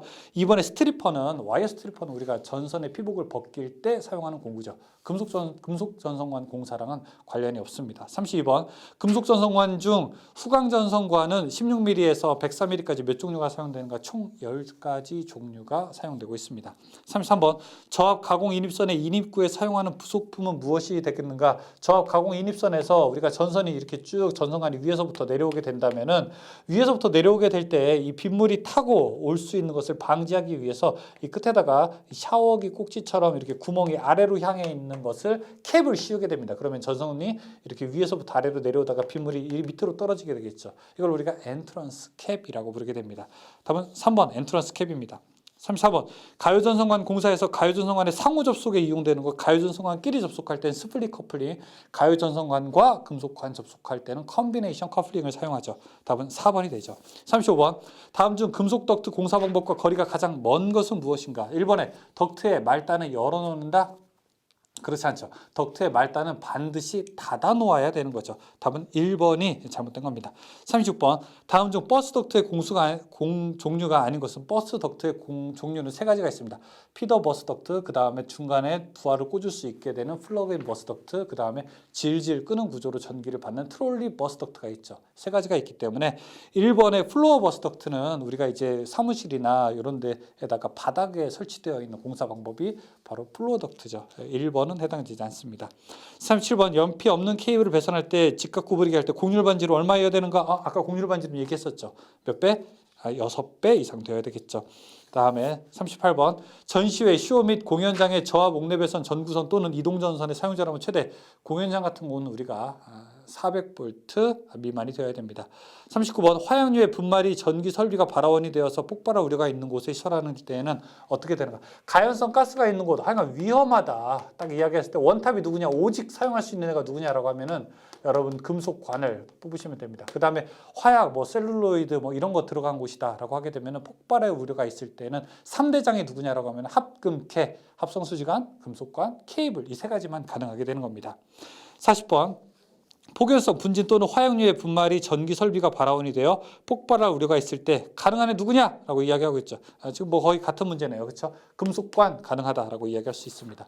41번 전기 울타리용 전원장치에 공급하는 전로의 사용전압은 최대 몇 볼트 이하야 되는가? 전기 울타리 이제 가축 같은 거 도망가지 말라고 혹은 다른 것들이 침입하지 말라고 하는 것은 250볼트까지만 사용할 수 있습니다. 답은 3번이죠. 42번 전압의 구분에서 저압 직류 전압은 몇 볼트 이하가 되는가라고 물어보고 있습니다. 이게 전압 기준이 이제 2021년 1월 1일부터 바뀌게 되었죠. 교류, 직류 바뀌게 됩니다. 교류는 1500볼트, 직류는 1000볼트가 되죠. 지금은 직류를 이야기하고 있으니까 1500볼트라고 대답할 수 있습니다. 답은 4번이 되죠. 43번 접지 전극의 매설 깊이는 몇 미터 이상인가 물어보고 있습니다. 접지 전극은 땅에다가 매설할 때 0.75m, 75cm 이상 매설해야 됩니다. 44번 다음 중 접지의 목적으로 알맞지 않은 것은 감전의 방지 맞아요. 보호계정기 동작 확보받고 이상전압 억제 맞습니다. 그런데 이번에 전로의 대지전압을 상승한다? 전로의 대지전압 상승이 목적은 아니죠. 상승을 방지하기 위한 거죠. 45번 다음 중 보호계정기의 종류에 해당하지 않는 것은 과전류 계정기, 과전압 계정기, 지압 계정기 다 많습니다. 과전류 계정기 오버 커런트 릴레이라고 해서 우리가 OCR 이렇게 부르게 되죠. 과전압 계정기는 OVR이라고 부르게 되고요. 근데 3번에 과저항 계정기 이런 건 없습니다. 46번 욕실 등 인체가 물에 젖어 있는 상태에서 물을 사용하는 곳에 시설하는 콘센트 적합한 차단기가 무엇이냐? 15mA 이하에서 동작해야 되고 동작 시간은 0.03초 이내에 동작되어야 됩니다. 2번이 옳은 표현입니다. 47번 전동기의 전격 전류가 20A이다. 전선의 허용 전류는 얼마큼이 되는가 물어보고 있습니다. 47번부터 이런 얘기죠. 이렇게 쭉 전동기가 있는데 이 전동기에 사용하는 전류가 우리 전동기 전류라고 하게 되면은 이 간선에 있는 전선의 허용 전류는 얼마큼이어야 되는가? 이 전동기의 전류에 따라서 바뀌게 되는 거예요. 50A 이하가 될 때는 곱하기 1.25배를 하게 되고요. 그 다음에 50A 초과가 될 때는요. 이때는 곱하기 1.1배를 하게 됩니다. 지금 47번 문제에서는 얼마라고 했냐면은 20A라고 했어요. 20A. 20A니까 50A 이하죠. 그럼 곱하기 1.25배를 합니다. 그럼 이거 25A가 되겠네요. 즉 여기 허용 전류는 25A가 넘어야 되는 겁니다. 답은 3번에 해당되죠.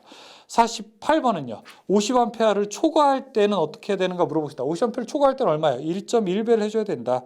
2번이 답이죠. 49번은요.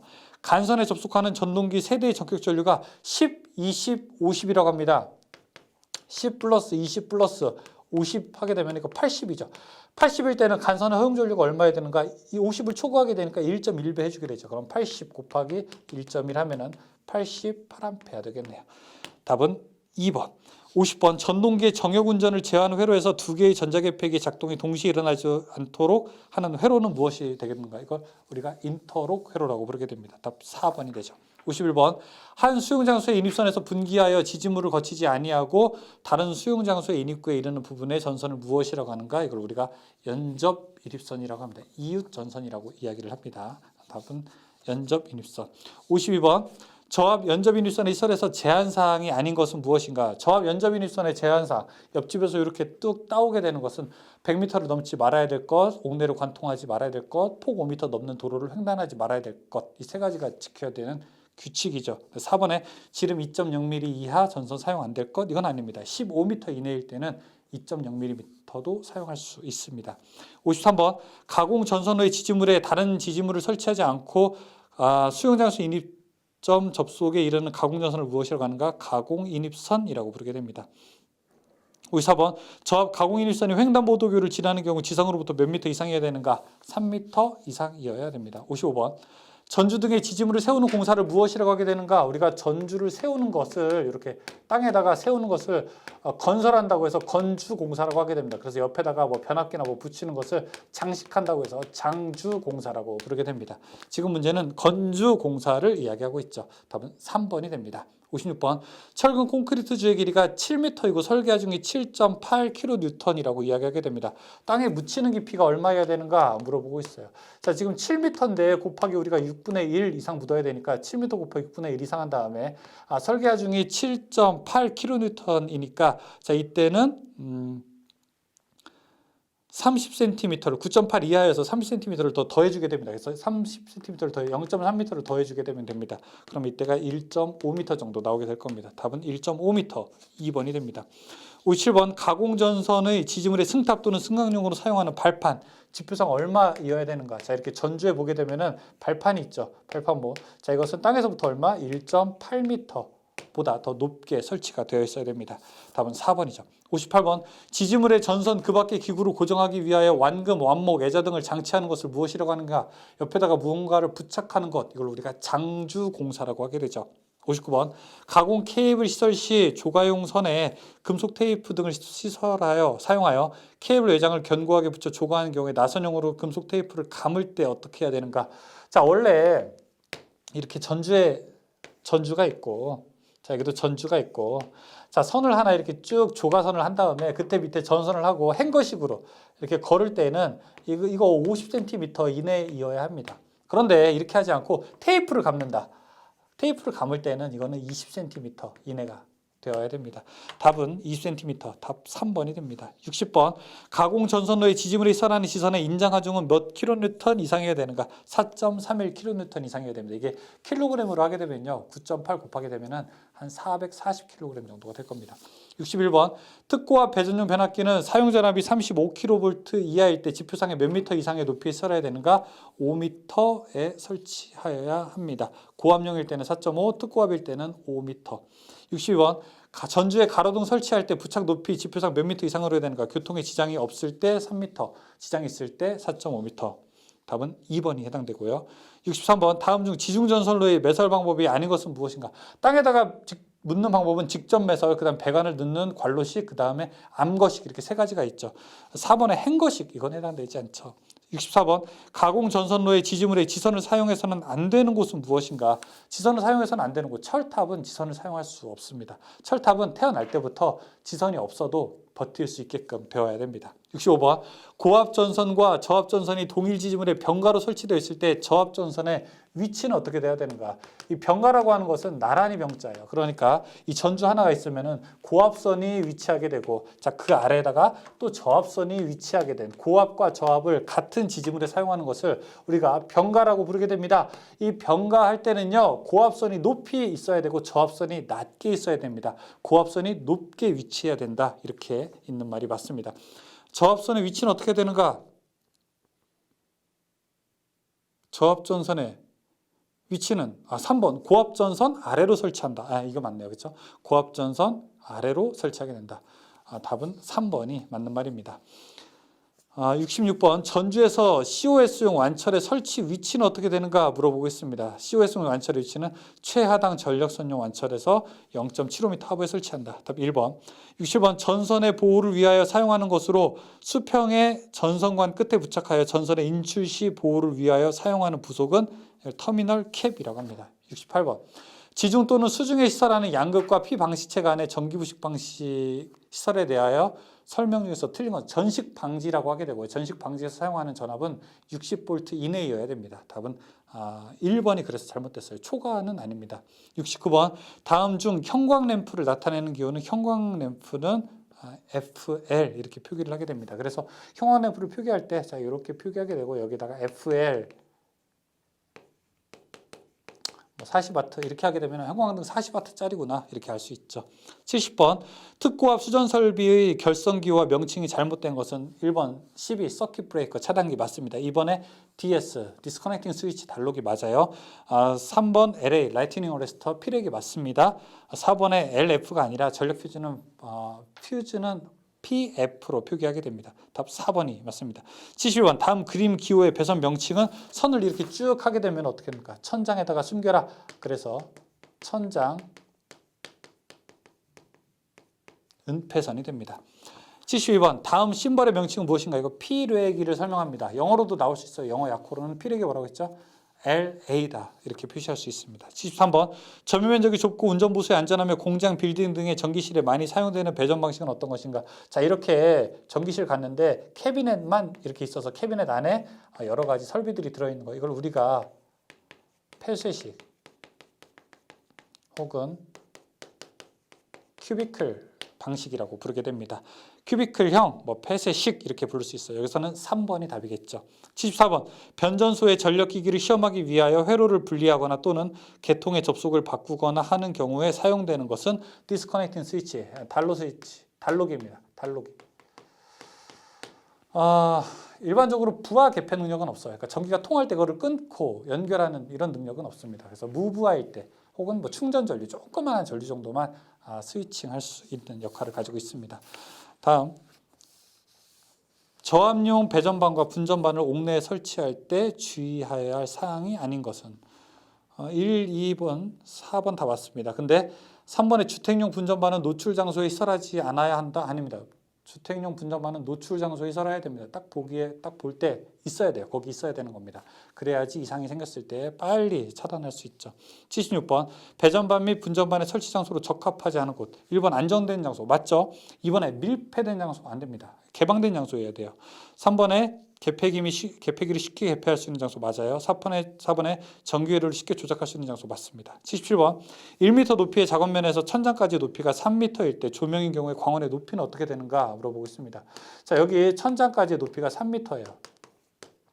근데 지금 작업면이 높이가 1m라고 이야기합니다. 책상 높이가 1m라고 해요. 그러면 요때 광원까지 높이가 얼마냐?